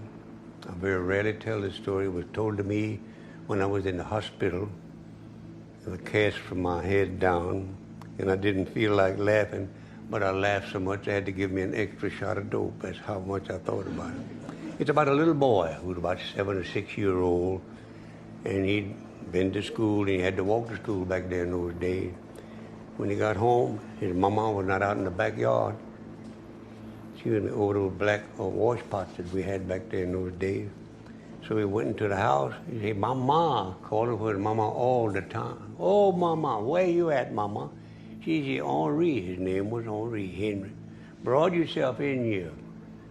Gee, "Mama, you in the bed, you sick?" "Oh, no, Henri. I just had a fine baby boy, and he's gonna be a fine young man like you. Come look at him." And he walked over there, and she turned the cover back and said, "You see, that's your little brother, Henri." "Ooh, where'd you get him, Mama, huh?" "Oh," she said, "I found him out there in the woods in a hollow stump." "In the woods in a hollow stump, Mama?" "That's right, in the woods in a hollow stump." "Mama, you reckon if I went out there in them woods and looked around a little bit, I might find me a baby in one of them hollow stumps?" She said, I reckon you would. Go ahead, Henri." She wanted to get rid of him anyhow. So out in them woods he went. He looked in every hollow stump that he came to. And he looked in it, and now all of them, but he didn't find no baby. He was just about to give up, and he saw one more hollow stump, and he went over there and looked, and there was a great big, fat, white albino possum. He said, "I done found me a baby, I guarantee." He reached down and got that possum, put it up to his chest, and started to run back home, petting it, loving it, petting that possum, that baby he's got. "You a fine baby. Everybody gonna be jealous of me to have a baby like this, I guarantee." "Oh, my baby ain't as cute as you." "Oh, man, wait till she sees you. She gonna be mad, yeah." But he got home, and did not get home yet. He was just running along, and he met a man, and just as he met that man, that possum grabbed hold of him in his chest. And I mean, that possum held on to his chest. And he was crying. And the man said, "Henri, what you got?" He said, you don't need a half eye to tell what I got. I got a baby. How you like my baby?" "Oh, it's a fine baby." "You said that's a baby?" "That's my fine baby, I guarantee." "What you gonna do with him, Henri?" He said, "I'm gonna wean him if he ever turns loose."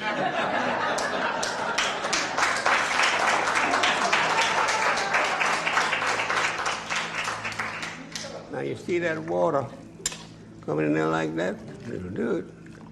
Cooking good. Mm-hmm. So them beans too. They cooking good. They don't need a thing except to finish cooking, and I'm gonna eat some of them. I'll tell you that for true. I love them. You know, a man sent me some of those just as a gift once, and we've been ordering them ever since. We like them very much. Like them very, very much. And I'll eat them every chance I get. Now, let me see what this is in here. I'm gonna let you see. Mm-hmm. C'est magnifique, magnifique, I guarantee. I'm gonna go over here and sit down. And if I think of another story, I may tell you that. I'm gonna pour me a little wine in that glass. That's what it's there for, and I don't want to make anybody mad. You put it there. So I'll pour me a little bit in there. I love a good red wine. Now, with this, what I'm eating here, this is practically darn near a vegetarian's dinner. You use any kind of wine, white or red, purple or blue, it don't make a difference. Chicken and fish supposed to use white. I just don't like white wine as much as I do red wine. Well, pour just a little swiller. That's a half a swallow. Oh, that's a swallow. Got it. Yeah. Put this. That's to keep the airs out of there. Now, I'll tell you, this story I haven't told in a long time, but I love this story because I know it didn't happen. It's not a true story like I usually tell. This story is about a rebel soldier in the war between the states. And he was in prison, And he was a talkative man. He couldn't help but talk. Wasn't anything he could do about it. He just had to talk about something all the time. So he hauled over and he talked and talked and talked. And every time he got a chance, he'd tell them Yankee guards, us rebels beat the hell out of you Yankees at Chickamauga, I guarantee. He didn't tell them that once a day. He told them that at least 100 times a day. Man, us rebels beat the hell out of you Yankees at Chickamauga, I guarantee. And they got to where they put him in solitary. As soon as he came out, he'd say, I guarantee us rebels beat the hell out of you Yankees at Chickamauga. Ooh, boy. And finally, it was making the morale in the whole camp go down. So they called him into the commandant's office. They said, look, we'll give you $5,000 if you quit talking about the rebels beating the Yankees at Chickamauga. Now, I don't want the $5,000. In fact, we'll give you $10,000. I don't want no $10,000. We'll make you a sergeant, too. You make me a sergeant? I always wanted to be a sergeant because he was a private buck. Always wanted to be a sergeant, I guarantee. Well, we'll make you a sergeant and give you $10,000 if you quit talking about the rebels beating the Yankees at Chickamauga. I'll take the job and the money. Well, he said, I'll tell you right now, we appreciate that. So he went out there and he did real good for most of a week. And something was happening. I don't know what caused him to do this. He was standing around there, and all of a sudden he said, you know something? Them rebels sure did beat the hell out of us Yankees at Chickamauga. Let me talk about that. That's good. That is good, those beans. Beans are good. Cooked. That's cooked, and that's good. Stock made from corned beef. Take a little sip of that wine to help it go down to everybody. That was a swiller, half a swallow. Come here, cabbage. Don't be trying to get away from me. You're not gonna do it. Now I got you.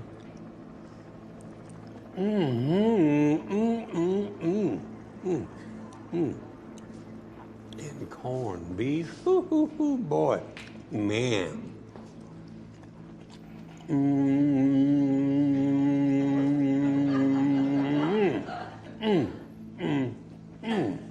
That's good stuff. Another swiller. I tell you right now, I don't know how I do it, except I know my mama taught me. And I sure appreciate that fact.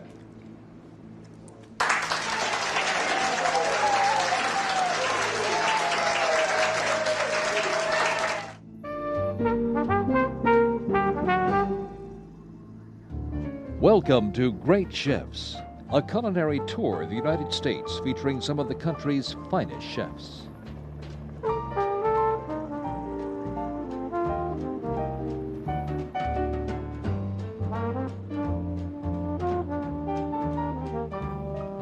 The appetizer is cooked by Daniel O'Leary from the Buckhead Diner in Atlanta.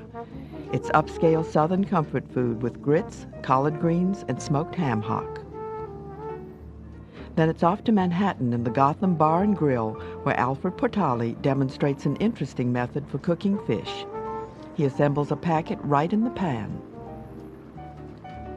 Dessert is cooked in Minneapolis by Royal Dahlstrom. It's a tart that combines two classic pies, sweet potato and pecan. Note his use of wild rice flour in the crust.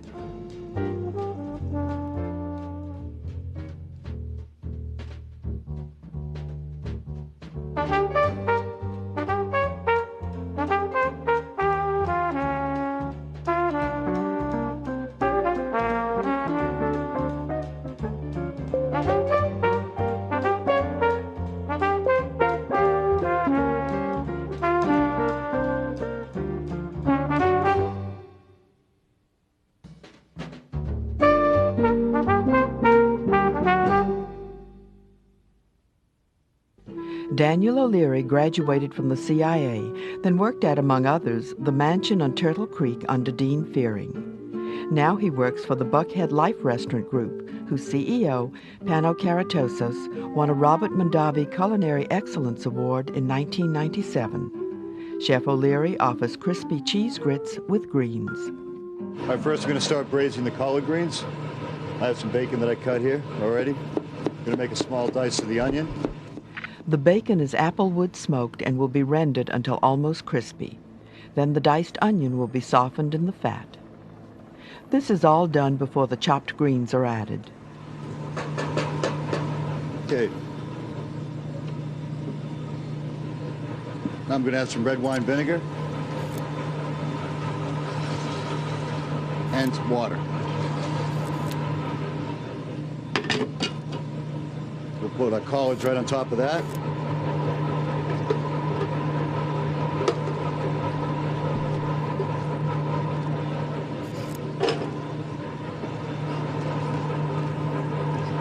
As soon as it comes to a boil, they'll break down a little bit.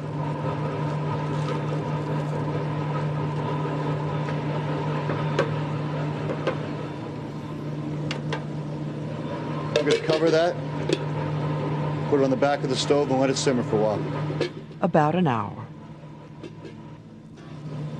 Another part, we're going to cook our grits. These are stone ground grits.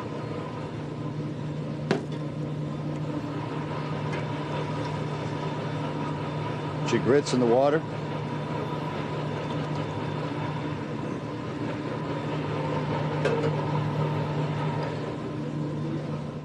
Bring to a boil. Just going to put in a pinch of salt.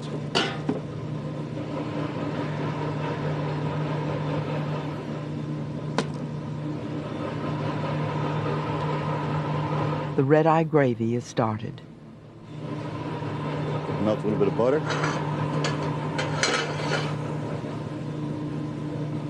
Add some ham cut with some smoked ham hocks.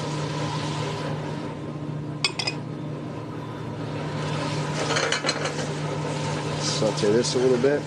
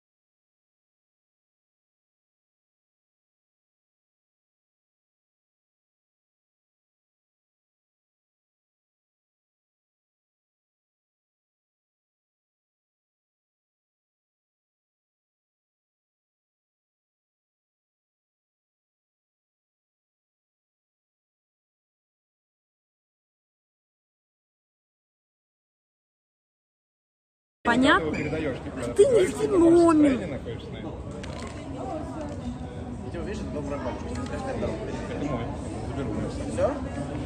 Да, носки мне возьмет еще. Очки пиздатые, пушка у тебя. Это у тебя пиздатые очки, понятно, блядь? Это у тебя.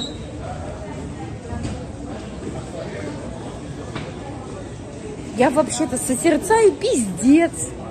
И вы мне ничего не сделаете с моим созерцанием, нахуй. И хуй вы меня становитесь содержать эскортника и созерцать этому процессу. Понятно вам или нет? Ну еще похуй. Берем кроссовки мы брату и Борисику.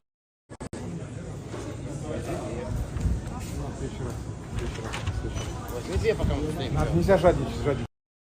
Подписывайся на канал на Твиче, и будет тебе тоже похуй на все. Ясно или нет, блядь?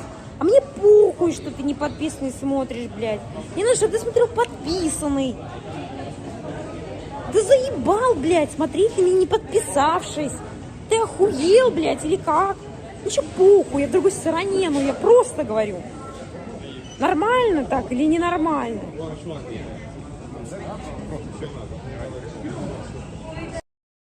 Давайте, малышки, уже активнее. Я смотрю, подписанная тебе. Мне уже не мне уже похуй становится. Вот, блядь. Вот это человек, я понимаю. Вот. Правильно делаешь, молодец.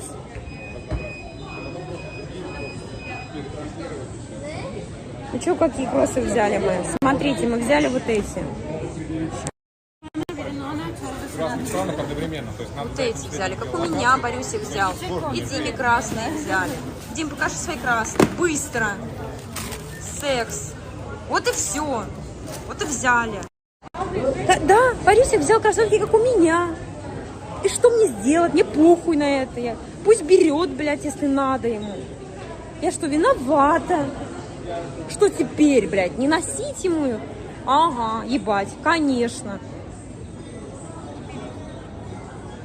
Я уже не хожу. Еще слово я буду стоять вот так здесь.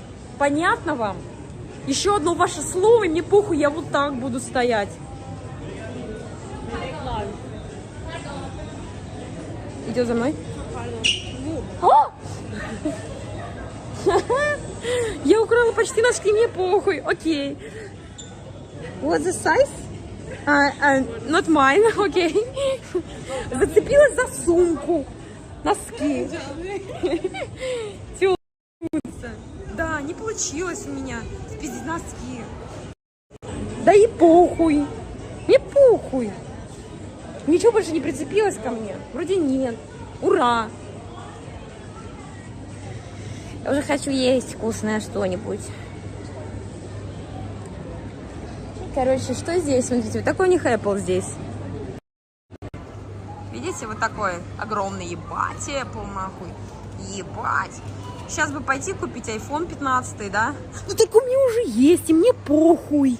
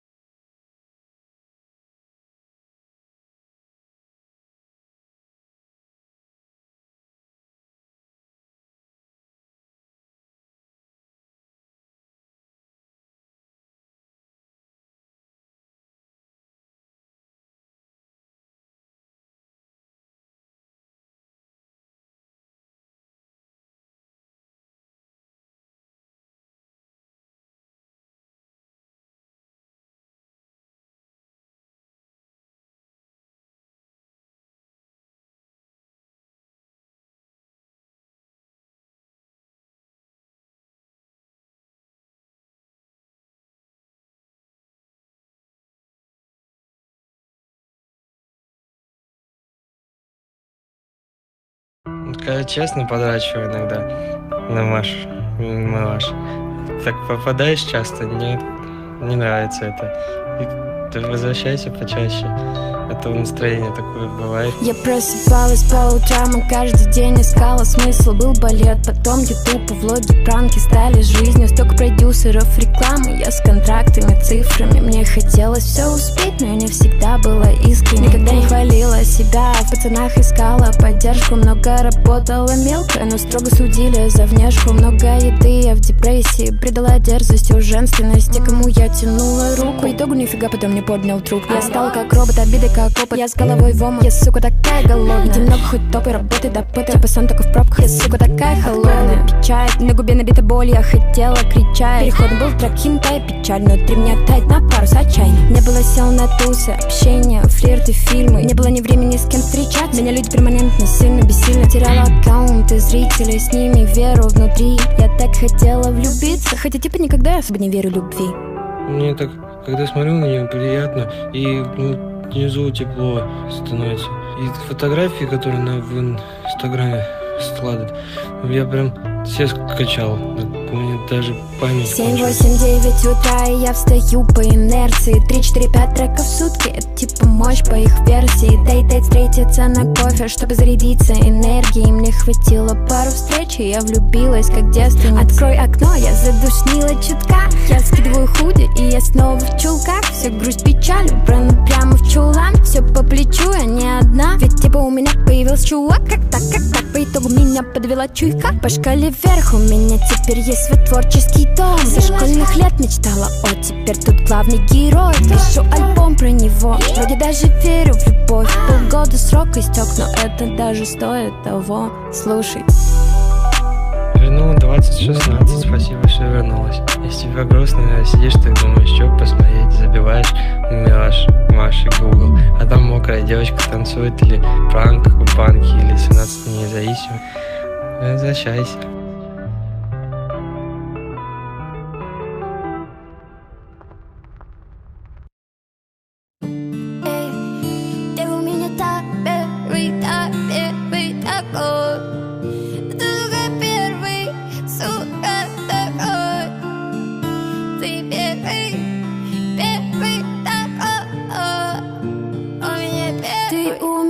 Первый такой. Ты первый, кому призналась в любви. Ты первый, кому разбила сердце. Ты первый, где мы больше не нужны. Твою мать. Ты первый, кому дала. Ты первый, как первый секс. Ты первый, как первый раз. Ты первый, сердцу пизда. Ты первый такой у меня. Мы снимали одежду, но я чувствовала эйфорию. Рядом с тобой было страшно от любви, ожоги не зажить. Как герой простой мелодрамы, мечтаю главным, но боюсь быть обманутой. Я чуть-чуть пентаграмму, надеваю пижаму в ванной. Смотрю на ебало классные. В инсте все лайканы разными, а внутри так погано странно. Я хотела бы парня правда, такого типа, что парень был главным. А пока побуду одна я, но думаю, справлюсь так. Ты первый, кому призналась в любви. Ты первый, кому разбила сердце. Ты первый, где мы больше не нужны. Твою мать. Ты первый, кому дала. Ты первый, как первый секс. Ты первый, как первый раз. Ты первый, сердцу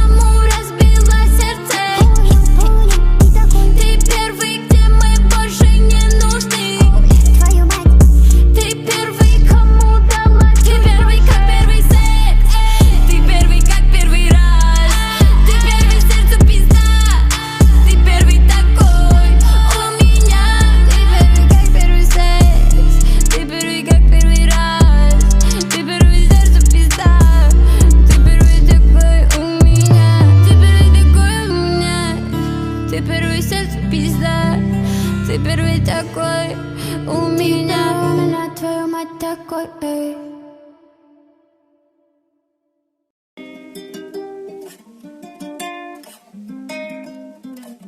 Если станет грустно, закажу нам дождь. Выходя из дома, не бери с собой зонт. В моих легких пусто, ведь там только озон. Встречу тебя поздно, прогноз совсем не врет. Если станет грустно, закажу нам дождь. Выходя из дома, не бери с собой зонт. В моих легких пусто, ведь там только озон. Встречу тебя поздно, прогноз совсем не врет. Если станет грустно, закажу нам дождь. Выходя из дома, не бери с собой зонт. В моих легких пусто, ведь там только озон. Встречу тебя поздно, прогноз совсем не врет. Я прикольная, правда, ты прав. Я за рулем твоей тачки без прав. Ой-ой-ой, ой-ой-ой, ты со мной, твоя жизнь чистый лист. Я расскажу, так и быть.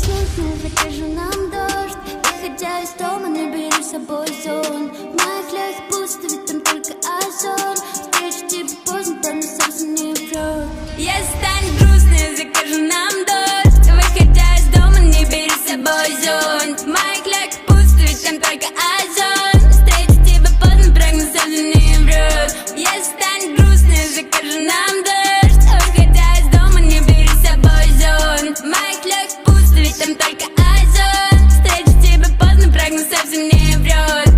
Мы похожи, как две капли воды, один в один. Ты играешься со мной на счет 1-1. И вроде шаг назад вернуть уже не варик. И пусть по пизде тогда идет мой график. Не беги, не беги, не беги от меня, ты сотрешь кеды. Потерпи немного мою вредность. Закажу нам дождь. Выходя из дома, не бери с собой зонт. В моих легких пусто, ведь там только озон. Встречу тебя поздно, прогноз совсем не врет. Если станет грустно, закажу нам дождь. Выходя из дома, не бери с собой зонт. В моих легких пусто, ведь там только озон. Встречу тебя поздно, прогноз совсем не врет. Если станет грустно, закажу нам дождь. Выходя из дома, не бери с собой зонт. В моих легких пусто, ведь там только озон. Встречу тебя поздно, прогноз совсем не врет. Ой-ой-ой, ой-ой-ой, озон. Ты со мной, твоя жизнь чистый лист. Я расскажу, так и быть.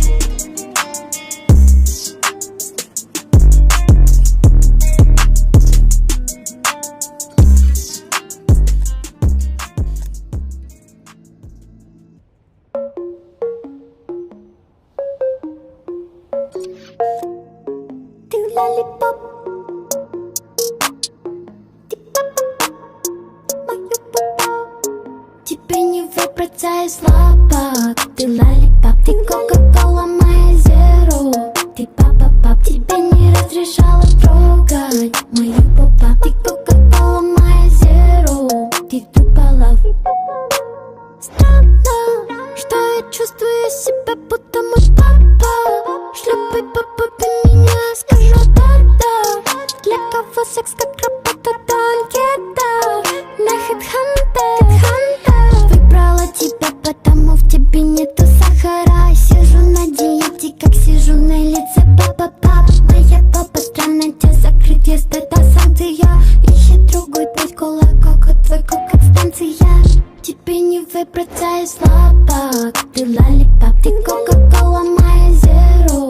Ты папа-пап, тебе не разрешала трогать.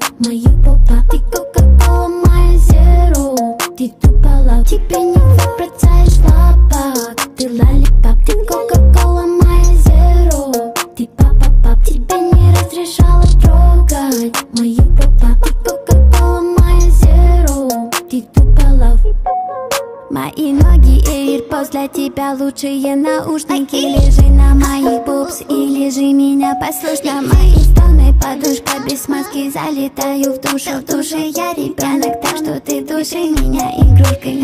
Выбрала тебя, потому в тебе нету сахара. Сижу на диете, как сижу на лице папа-пап. Моя папа странная, тебя закрыть, если это санкция. Ищет другой путь, кока, твой кока станция. Тебе не выбраться из лапок. Ты лолипоп, ты кока-кола, моя зеро. Ты папа-пап, тебе не разрешала трогать мою попа. Ты кока-кола, моя зеро. Ты тупо лав, тебе не бросаешь лапа. Ты лалипап, ты кока-кола, моя зеро. Ты папа-пап, тебе не разрешала трогать мои попа. Ты кока-кола, моя зеро. Ты тупо лав.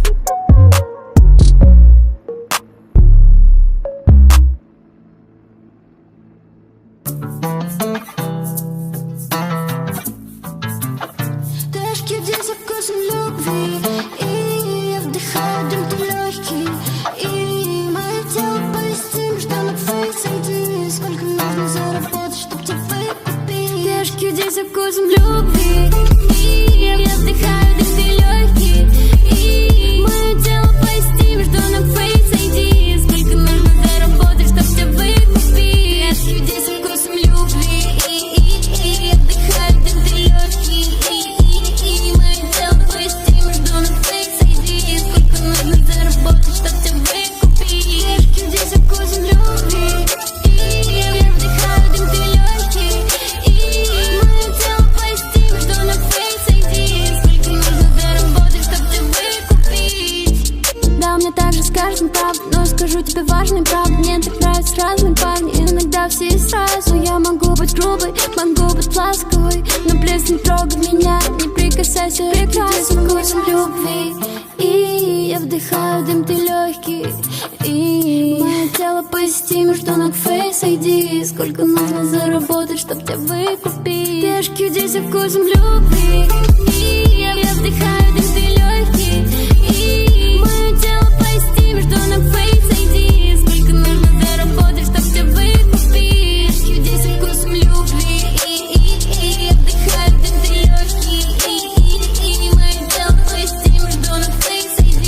Сколько нужно заработать, чтоб тебя выкупить? Пешки здесь со вкусом любви, и я вдыхаю дым ты легкий, и мое тело позитивно, что на Face ID. Сколько нужно заработать, чтоб тебя выкупить? Пешки здесь со вкусом любви, и я вдыхаю дым ты легкий, и мое тело позитивно, что на Face ID. Сколько нужно заработать, чтоб тебя выкупить?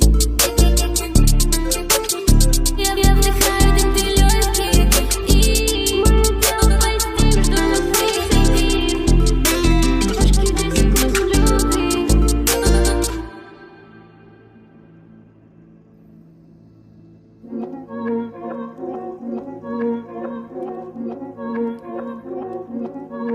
Ты выжимаешь газ и гоним на красный, как мое белье. Но ты не знаешь, в отличие от чувств, они опасны. Не сделаешь шаг, давай его сделай ты. Ты выжимаешь газ, и мы гоним на красный. Он как мое белье, но ты это не знаешь. В отличие от чувств, они для нас опасны. Я не сделаю шаг, давай его сделай ты. Я выдыхаю с легких тебе. Хочу забыть твой номер, но его не знаю. Найди меня в интернете, веди капчу. Я вырву твое сердце, ставлю в него трубочку. Эй, выбью это как сок, я. Ты выбираешь других, но знаешь, что сок я. Я такой упругий, это как миндаль. И раскусить меня тебе нельзя. Ты выжимаешь газ и гоним на красный, как мое белье. Но ты не знаешь, в отличие от чувств, они опасны. Не сделаешь шаг, давай его сделай ты. Ты выжимаешь газ, и мы гоним на красный. Он как мое белье, но ты это не знаешь. В отличие от чувств, они для нас опасны. Я не сделаю шаг, давай его сделай ты. Ты выжимаешь газ, и мы гоним на красный. Он как мое белье, но ты это не знаешь. В отличие от чувств, они для нас опасны. Я не сделаю шаг, давай его сделай ты. Выжимаешь газ и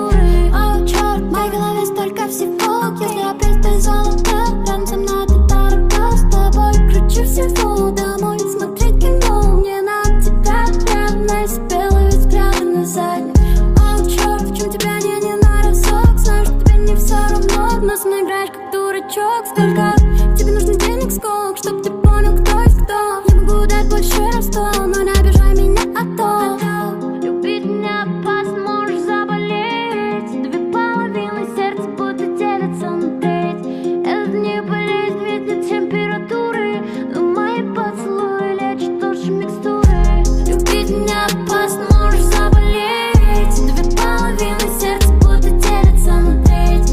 Это не болезнь, ведь нет температуры, но мои поцелуи лечат лучше микстуры. Любить меня опасно, можешь заболеть. Две половины сердца будто делятся на треть. Это не болезнь, ведь нет температуры, но мои поцелуи лечат лучше микстуры.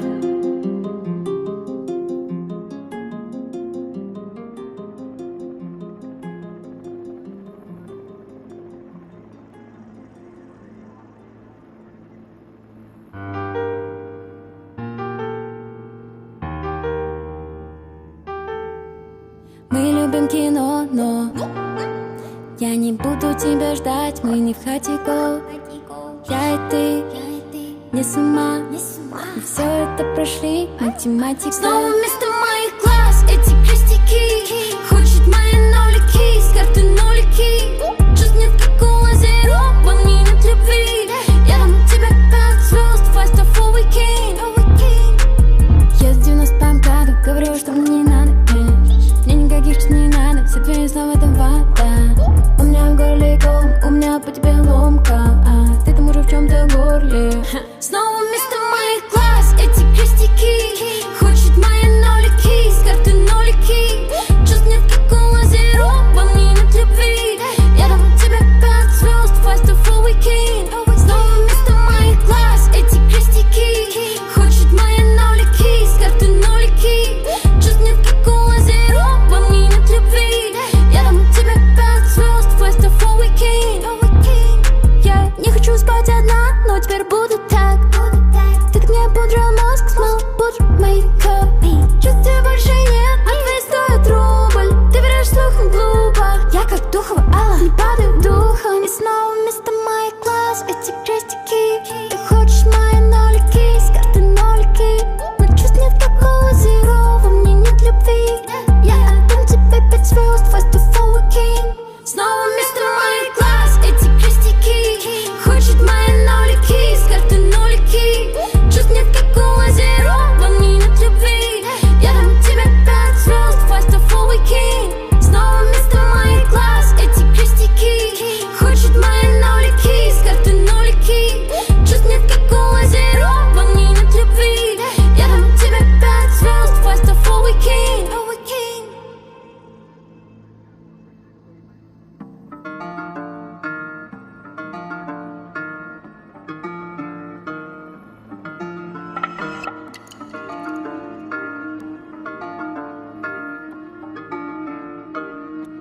Я за твоей спиной на заднем. Хоть и не летали, хоть и не летали.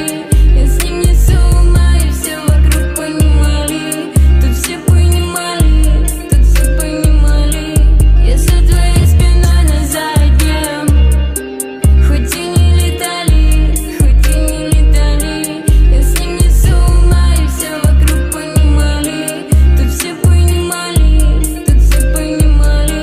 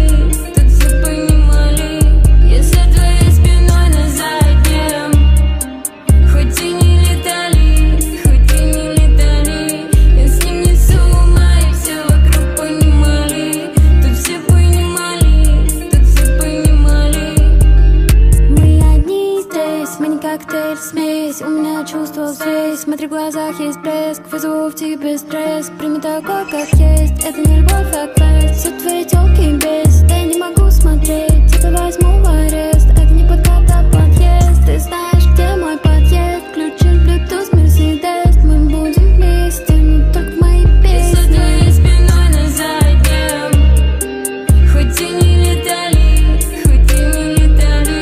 Я с ним не с ума, и все вокруг понимали. Тут все понимали, тут все понимали. Я за твоей спиной на заднем, хоть и не летали, хоть и не летали. Я с ним не с ума, и все вокруг понимали. Тут все понимали, тут все понимали.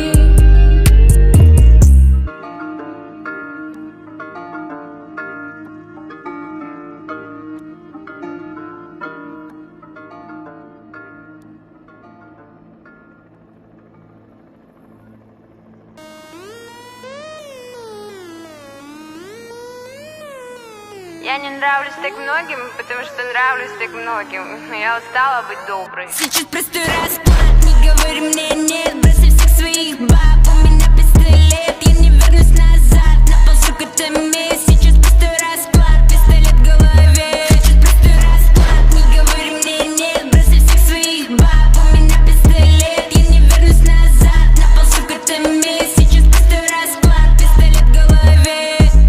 Да-да, ты глупый, увы, и мне не нужны пруфы. О тебе ходят слухи, на твои новые подруги. Тебя продует моя дула, дура. Продлит от мне этой грубостью.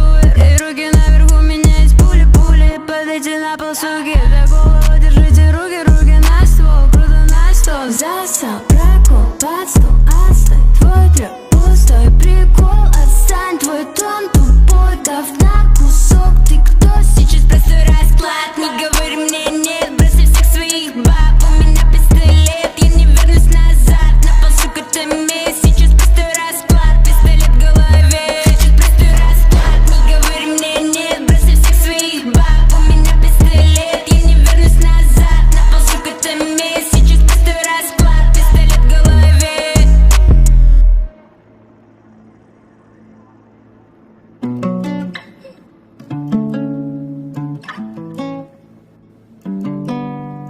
Я уже раздета, ну что еще надо? Сотри меня, ластик, моя стертая помада. Я врала, я врала, я врала, ну и ладно. Я врала, я врала, я врала, ну и ладно. Я уже раздета, ну что еще надо? Сотри меня, ластик, моя стертая помада. Я врала, я врала, я врала, ну и ладно. Я врала, я врала, я врала, ну и ладно. Я меняю своих парней, как будто Гуччи тапки. Сяду сверху на тебя, заведу как ламбо. С меня взятки гладкий, жопа укладка и найк. Я у Майка без майки, мне твои палки на расслабе. И глаза горят на худе с трассы. Чувств тебе у меня только сарказм. Нет чувств тебе, только сексуал харассмент. Тет-а-тет, ты слушай мои сказки. Я уже раздета, ну что еще надо? Сотри меня, ластик, моя стертая помада. Я врала, я врала, я врала, ну и ладно. Я врала, я врала, я врала, ну и ладно. Я уже раздета, ну что еще надо? Сотри меня, ластик, моя стертая помада. Я врала, я врала, я врала, ну и ладно. Я врала, я врала, я врала, ну и ладно. Я не сука, просто люблю бабки. Я бизнес-леди, в ногах валяются чьи-то папки. Я ухаживаю за парнями, парни содержанки. Если ты не можешь, так значит ты просто жадная.